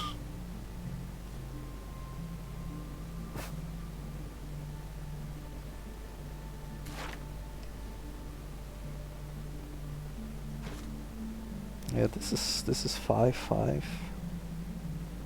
I might even do this peripheral plan too. That will be reduced to 2/2 if I like leave those slots empty. So how much poison would I get at the start of the fight? 2. Then I attack. I won't get poison trigger from the second hit because this monster would already be dead.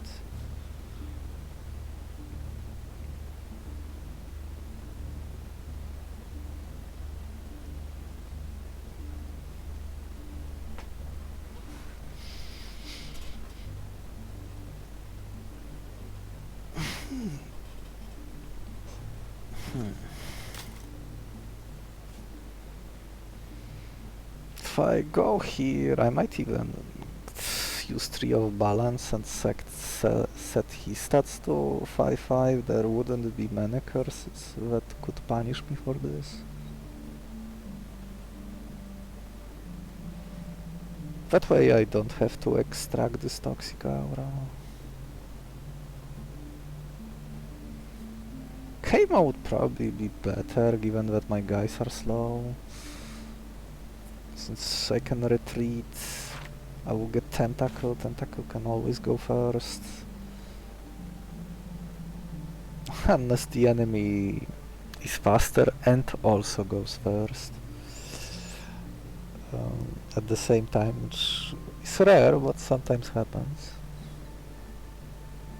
I could use the Tentacles to tank hits, I could use Tentacles to stall or heal one of my guys. So maybe this Toxic Aura is a bait. I would just rush and kill it. This Panachi would basically do no damage. Yeah, maybe this plan is better. Catch the cave mole, I get fish back. I do like this sleep though at 5/5. Coming in straight away. What do I do to catch these guys? Oh yeah, and the Breezy is active on the first turn, so Mermaid will be actually at 7 speed. I fear I would need to use my poison bug, which I wanted to keep for the boss.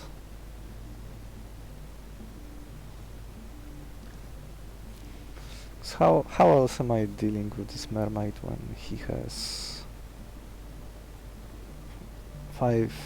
7 speed? I mean, I can tank with the Peripheral Vision moved here.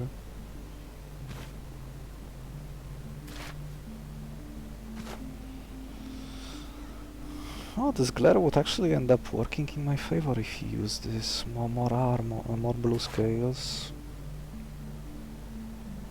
If I heal this Onsenosaur, it should require two berries or this prime meat, since I need fish to catch this. And I can tank this 5 damage attack, deal 4 here and catch it straight away. That would make the rest of the fight a lot easier.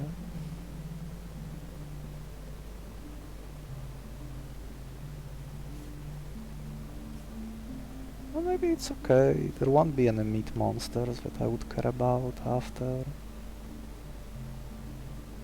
This guy would die, this one would be removed. I can even throw away something here. It could be even this Furble. Like with poison and biotoxic, he would be hit for 8 total, which is the exact amount I need. That seems like it would work. The team is still too big, unfortunately, and I don't know who to cut. Maybe I shouldn't rely on this Crafty anymore.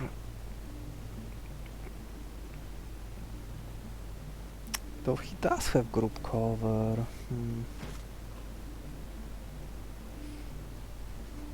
The backline of this enemy team does almost nothing, so...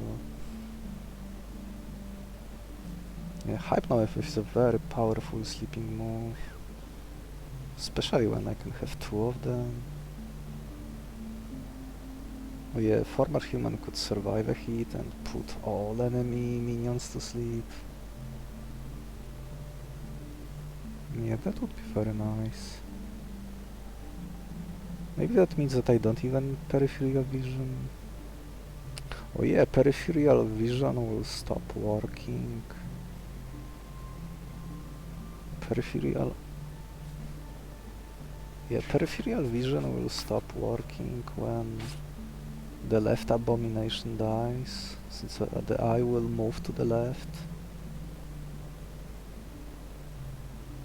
Huh.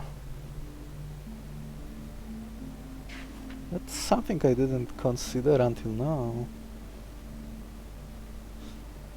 Well, I guess Peripheral Vision could still work if I would like move my Quetzarion away to the other lanes.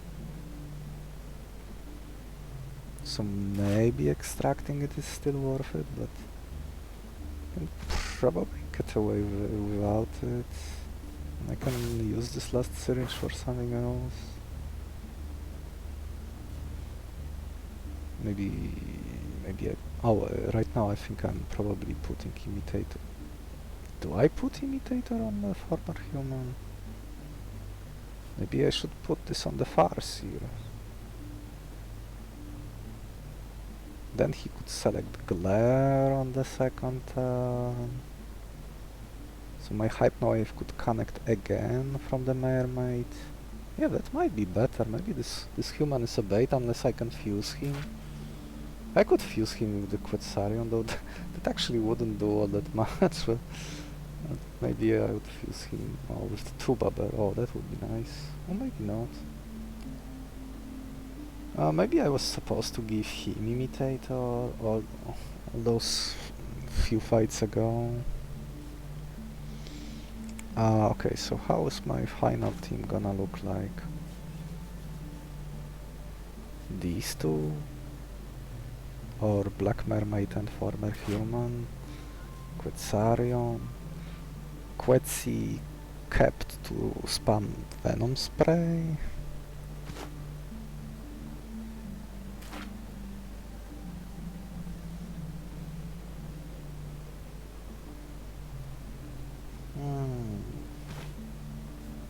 Oh yeah, I can then double all that poison. Though I don't think that doubling triggers Noxious Beast. Because Evolved Furball Affliction doesn't. And I don't think this was fixed yet, but maybe I am wrong. So we both use this doubling, but this is doubling without triggers. Unless maybe Void Search is coded differently or both moves were changed. Who do I cut? Probably Tubabear, but...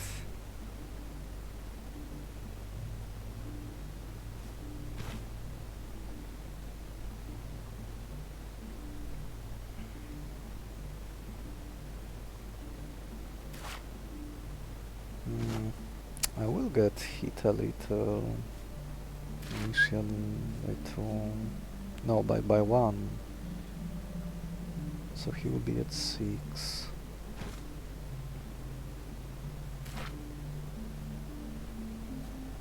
I do need this biotoxic swipe here, that's the problem.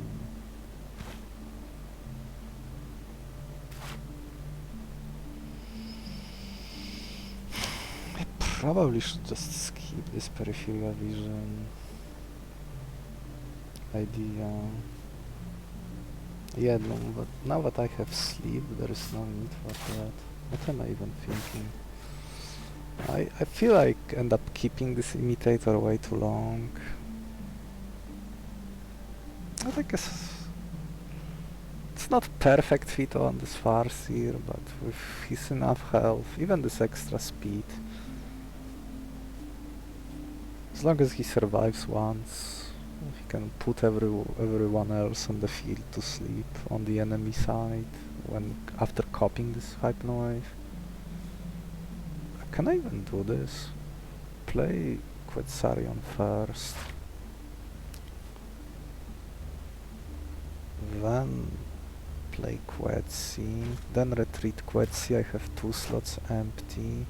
I play Black Mermaid. I play Farseer. Looks like I will need to maybe extract this Hypno.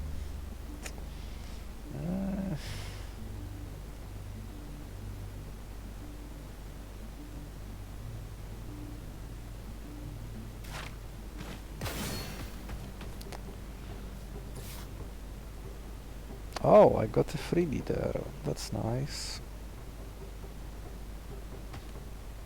Okay, poison here.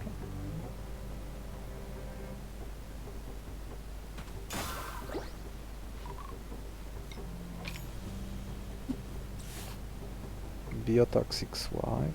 Oh, this Furball will even get to live.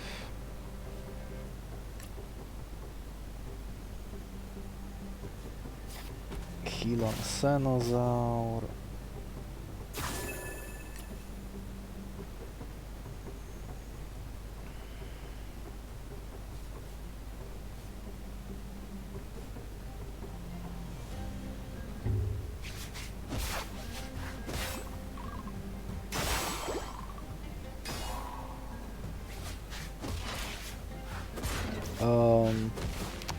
Now when I thought about it, I should have just let this Onsenosaur die instead of healing him. I was still in the previous mindset that I am taking him to the boss. Yeah, that was wasted food.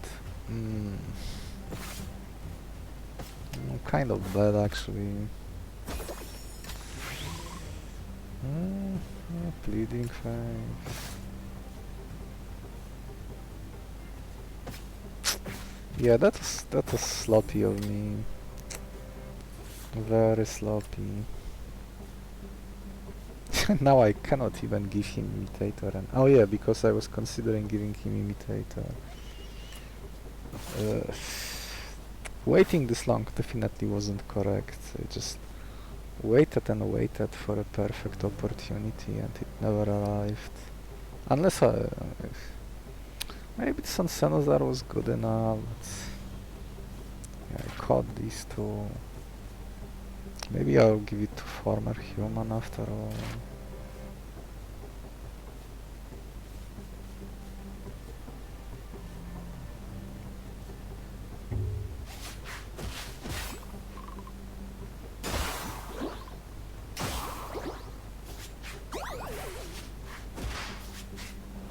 Poison synergy, popping off.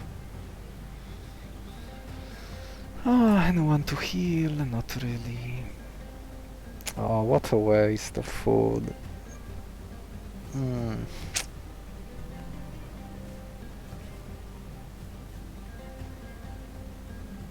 I almost had this fight figured completely, and then I didn't consider. Alright, because I healed him because Black Mermaid was at 7 speed when buffed by the enemy, but I forgot that my double injection would remove that enemy.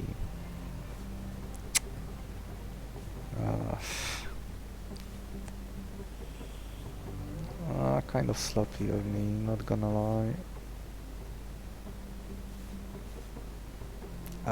Anything else? No.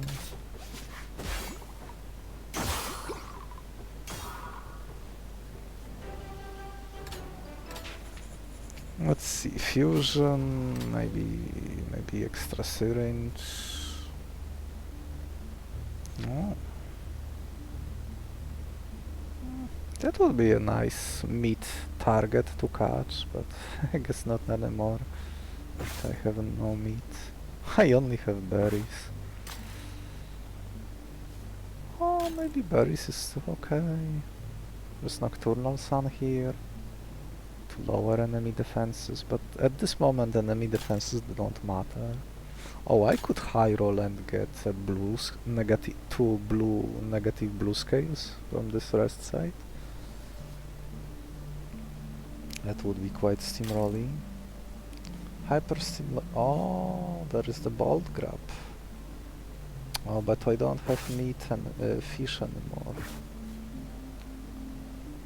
Yeah, with this I could have, and the Devil Advocate I could have gotten 4 blue scales, and with all the poison and Noxious Beasts I would be essentially untouchable by the boss, but at this point it won't matter either way.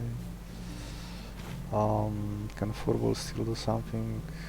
I guess he could kill this Deep Terrain, but I'm not sure I care about that. Oh yeah, and that Prime Meat could be used now to get more health. It would have been 2 more health on this Quetzarion. With hyperstimulation, this imitator would effectively do nothing. They both do the same thing, and I think I have enough stuff to copy. Oh, I could copy his double injection.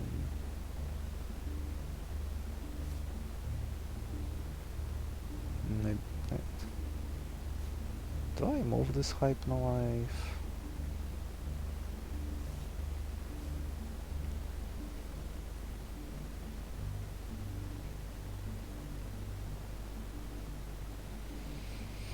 I could give it to Farseer and copy Farseer.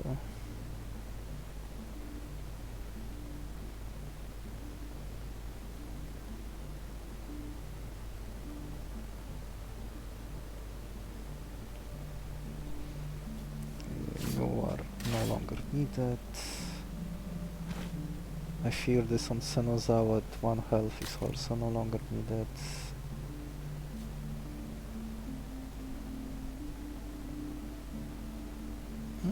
Sleep Trap.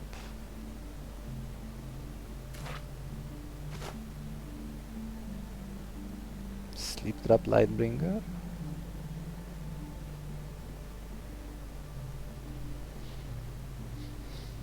Oh, I have no fish. What am I even thinking about?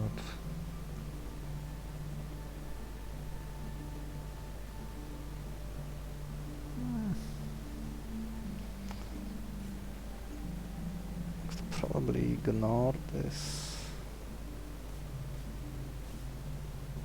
Eel.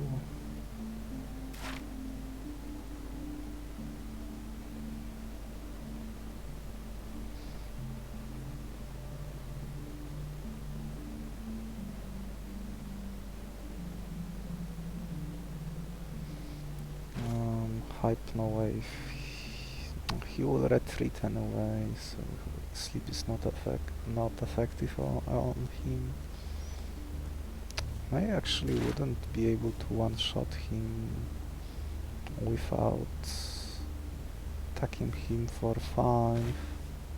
He will retreat before poison gets him.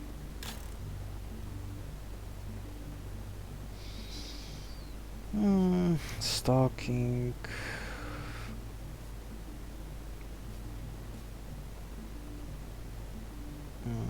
Is this Shellbash bad for me? Oh, yeah, I can use Berry and they will be buffed in health. This Farseer and this Neuromefos. Yeah, that's probably better. I could do Sarin spray play.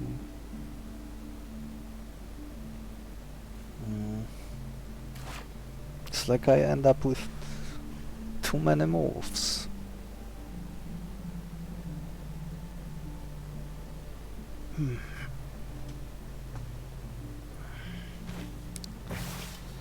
Too many syringes. What am I even saying? Too many copied moves.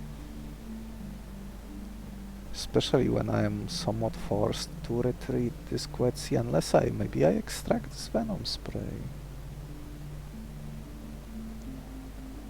Maybe that makes sense.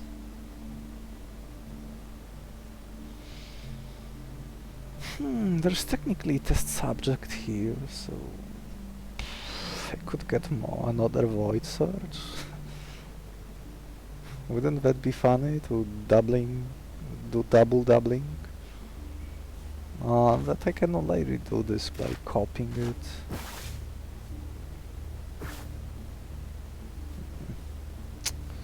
Yeah, this black bread would be nice. I wasted my meat on healing this Onsenosaur. Now I'm punished for it. Yeah, I forgot that the meat had this decent target when you are going for poison synergies. Black breath would have been 9 armor for a Quetzarion.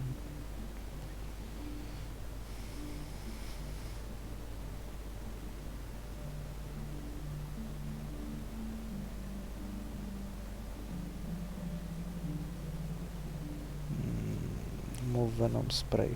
No, that doesn't make sense. Moving Hypno-Wave makes sense. I don't want to keep this body when I cannot fuse it. Ambush Predator would be nice, but I have no syringes for it left. So who gets Hypno-Wave?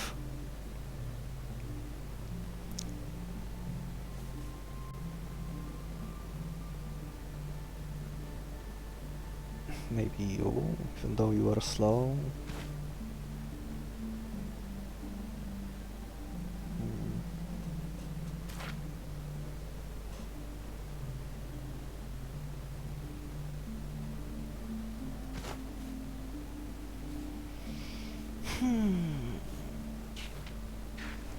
Well, this run took way longer than I thought it would.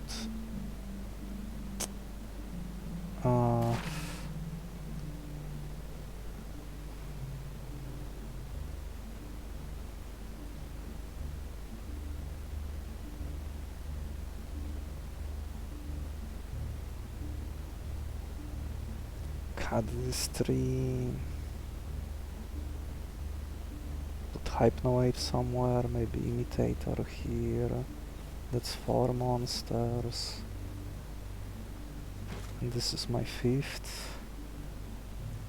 I guess that works, and former human will have something to do with his stats, and he's usually one of the better imitator users, since he has nothing else to do. And move Hypnowave somewhere.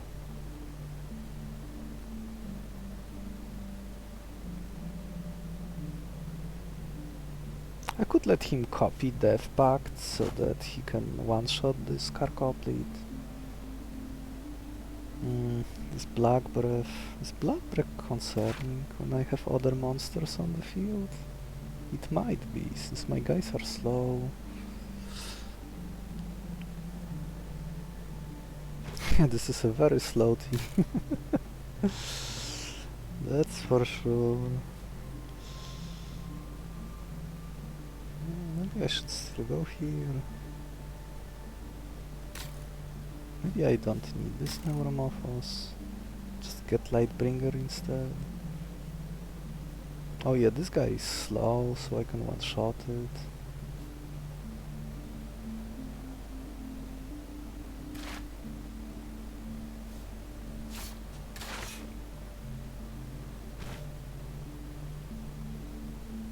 Yeah, maybe I will get some funny items there. Do I extract this Hypnowave now?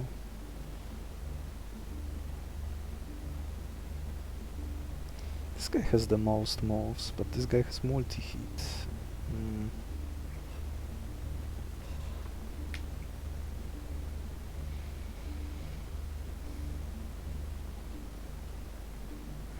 Yeah, let's give it to my Quetzarion. Oh no, if I do that... maybe it's fine on the first turn. Oh yeah, this guy, I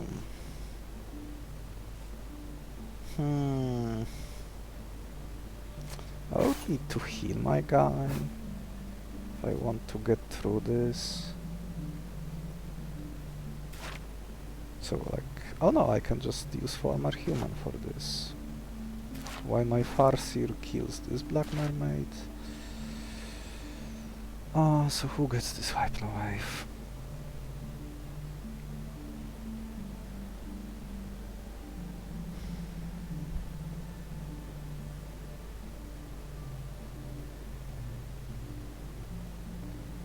Oh yeah, Glare in the middle slot and Hypnowave last, and the last Abomination won't be able to act.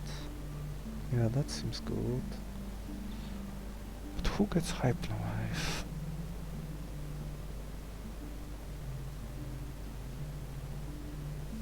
I could maybe test if the doubling triggers the poison, but I can do it without copying him. So maybe I do give Hypnowave here, so that when I play former human, he will copy both double injection and Hypnowave. Or during the boss fight.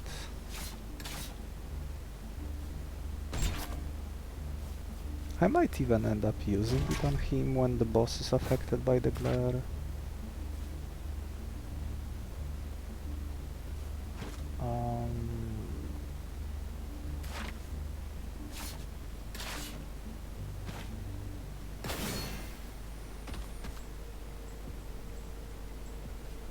Okay, so Quetzarion first. Do I even play him? I can put this guy to sleep, huh?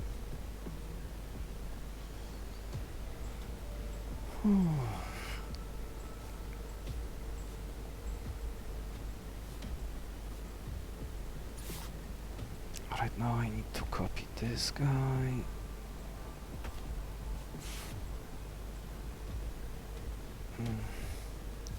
Does this mean that am I playing? I think I'm leaving slot empty here, so that Devour doesn't hit for 6. Or I could put him to sleep. Maybe putting him to sleep is better.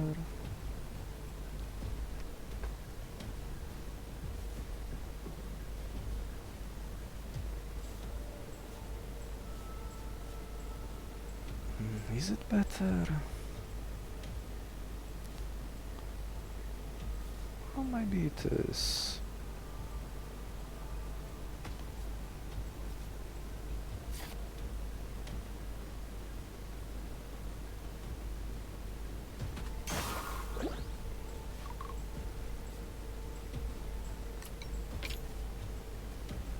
Bit weird since this Hypno Wave will only reach one target. I need to one-shot it to avoid the damage from the protective circle.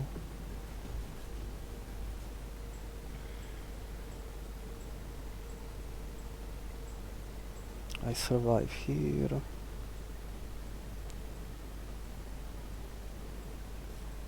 I am faster thanks to the mutation on this Farseer.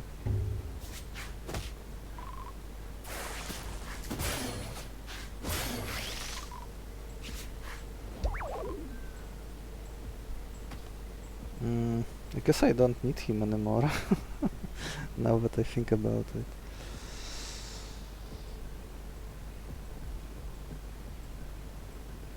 Oh, right now Nocturnal Sun is buffing me.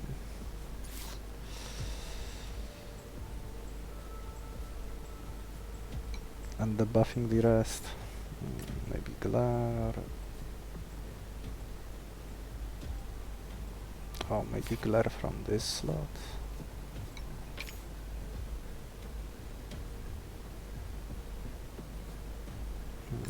Maybe Glare like this.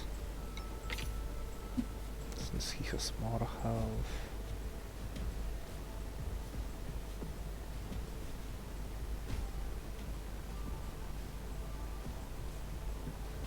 I guess with 2 blue scales I can tank the recoil damage. I guess I won't have room for this Lightbringer, so I just go for these items. I don't have syringes anymore. And my room during the boss fight is full.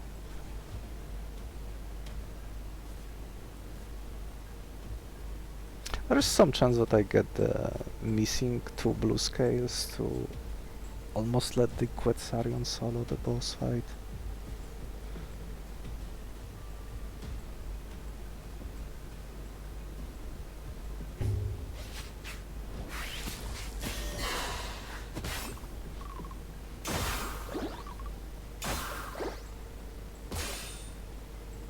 Yeah, now Glare and he slowed down.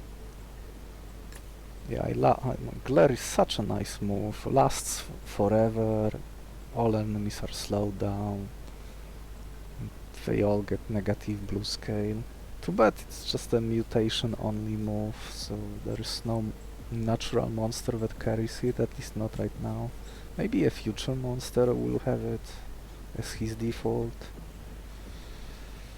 Okay, let's finish this Lightbringer.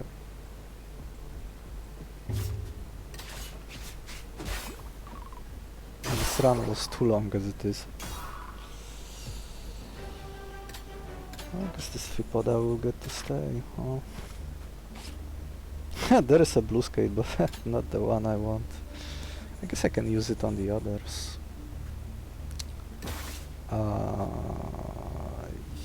Yes. Yeah, this is just the easiest boss, so pretty much any team that gets here that isn't terrible can get the job done. Okay, so now definitely Quetzarion first. Poison someone. Does it matter who I poison? Probably not.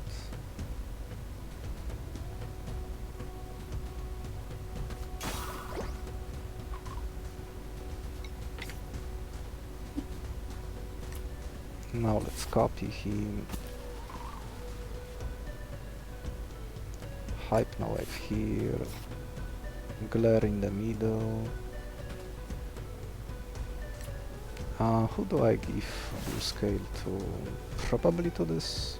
Do I give it to Farseer? If he selects Annihilation, I guess both of them with one blue scale can tank it and survive it. Oh, let's give it to Fars. Former human is more difficult to heal, so maybe give it to him. Oh, and there's also this one.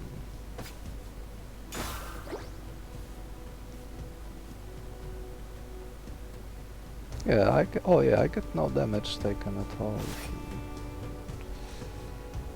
Okay, glare, hypno-wave.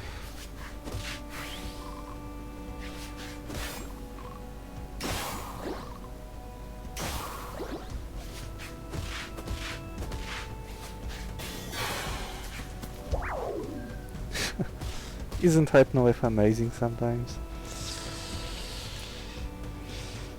Oh, I can test this void search. If I do that, I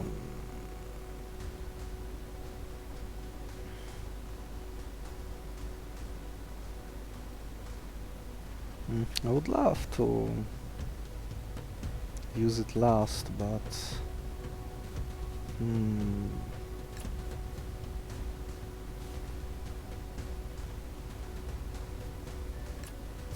right now I can use Glorious Roar. This one would die anyway.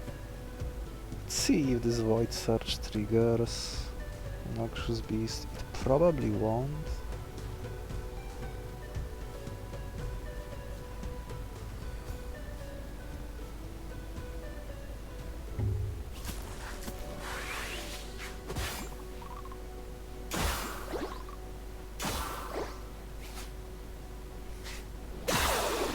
It did!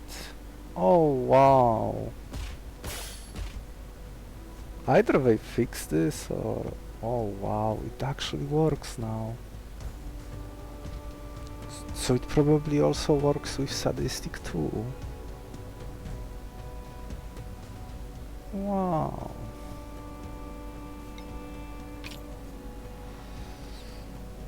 I could put him to sleep just to avoid taking damage.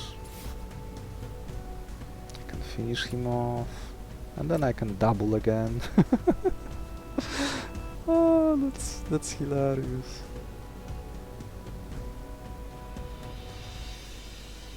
They are still slowed down.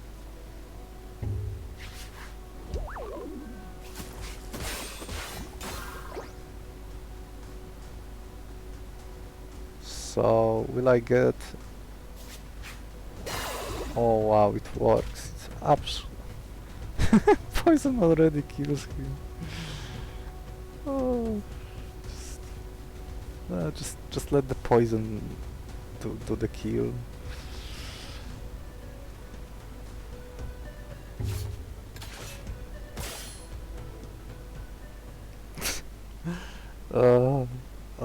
Well, I guess there was one good thing that I like most about this run is that this Void Search works with the Noxious Beast, and if it works with the Noxious Beast, it probably works now with Sadistic, and probably with Poisoner too. Hopefully this is not one of those situations when only some of those talents work and not all of them, despite using the same wording. But you can never tell. Stuff can be using the same wording on the card, but the internal working of the card might not always be the same, since the cards were coded at different times.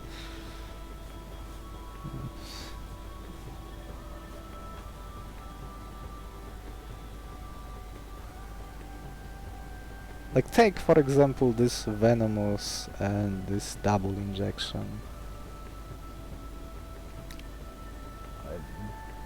They both inflict poison to the target, but Venomous has this extra clause after these attacks.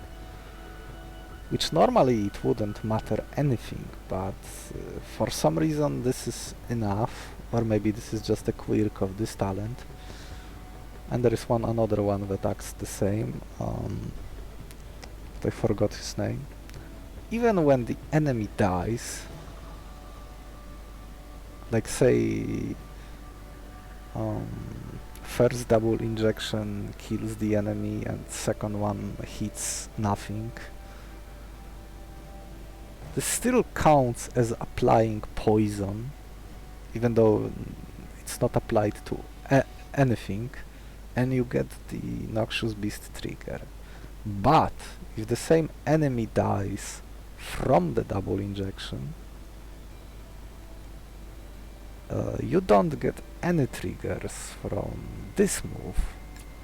So even though these two, this Venomous and double injection, almost look very similar to each other, one works when the enemy dies and the other one doesn't. You don't get the poison trigger. And this type of inconsistency can sometimes lead to some hairy situations.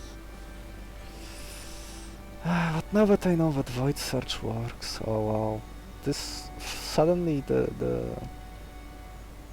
Farseer stocks went up a fair bit. I can find more uses for him now. Multiplying debuffs and triggering respective talents is strong.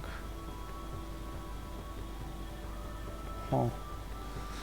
As for the rest of the run, I got a very early imitator, but I got very greedy holding it, waiting for a perfect monster, someone who preferably had at least 7 speed or higher. But somehow the enemy captures did not align with this at all until much later.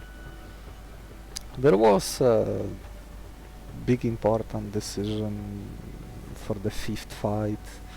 Like, I had so many good monsters offered if I went with the Infinite Syringe plan. Neuromefos with 8-7 stats, Fleshbone with Devour, I think there was someone else, but I forgot who it was. I had healing to make it all work. Lots of great talents worth moving. But despite that, I stick to the original Golden Beetle plan and went for the other fight. Despite the other fight was much harder with the Swan Beast, with the Buffalion. I just wanted Venomous and gave my Quetzi all the poison synergy, which eventually was cashed in, and he was basically unstoppable at this point. He could armor up before the enemy hits, especially with this copied, with this additional Quetzi I had, so I could keep spamming this Venom spray when my team got small enough. Oh, the combination of Glare and Hypno Wave was absolutely amazing, like slowing down all enemies on the board, weakening, making them more weak to incoming attacks, and making it easier to land Hypno Wave despite my guys having bad speed. Yeah, very slow team, but quite tanky by the end with those 3 12 guy, 9 health guy, and 7 with lots of armor. I was hoping I would be copying this snooze move, but I waited with moving this imitator far too long, more than it was reasonable. I think it was entirely fair to like give it to Onsenosaur much earlier and have him start fights at full health. Well, at least many of the fights. Oh yeah, I also I miscalculated the incoming damage. I was only thinking about Swamp Beast with the 3 damage attacking, and I had a bit of armor on this Batfish, but I completely forgot that the tail swipe was still active for one more turn on the enemy, so that was the one missing damage needed to kill this badfish. That's not something I anticipated, I totally missed it. But luckily for me this was my throwaway piece, at least in this run. In another run, losing a multi-hit or vampiris might have been horrible. If I would have ended up relying on those. And that's it. Oh, how fitting. Farsi staring at us at the end. Yeah, you did well, buddy.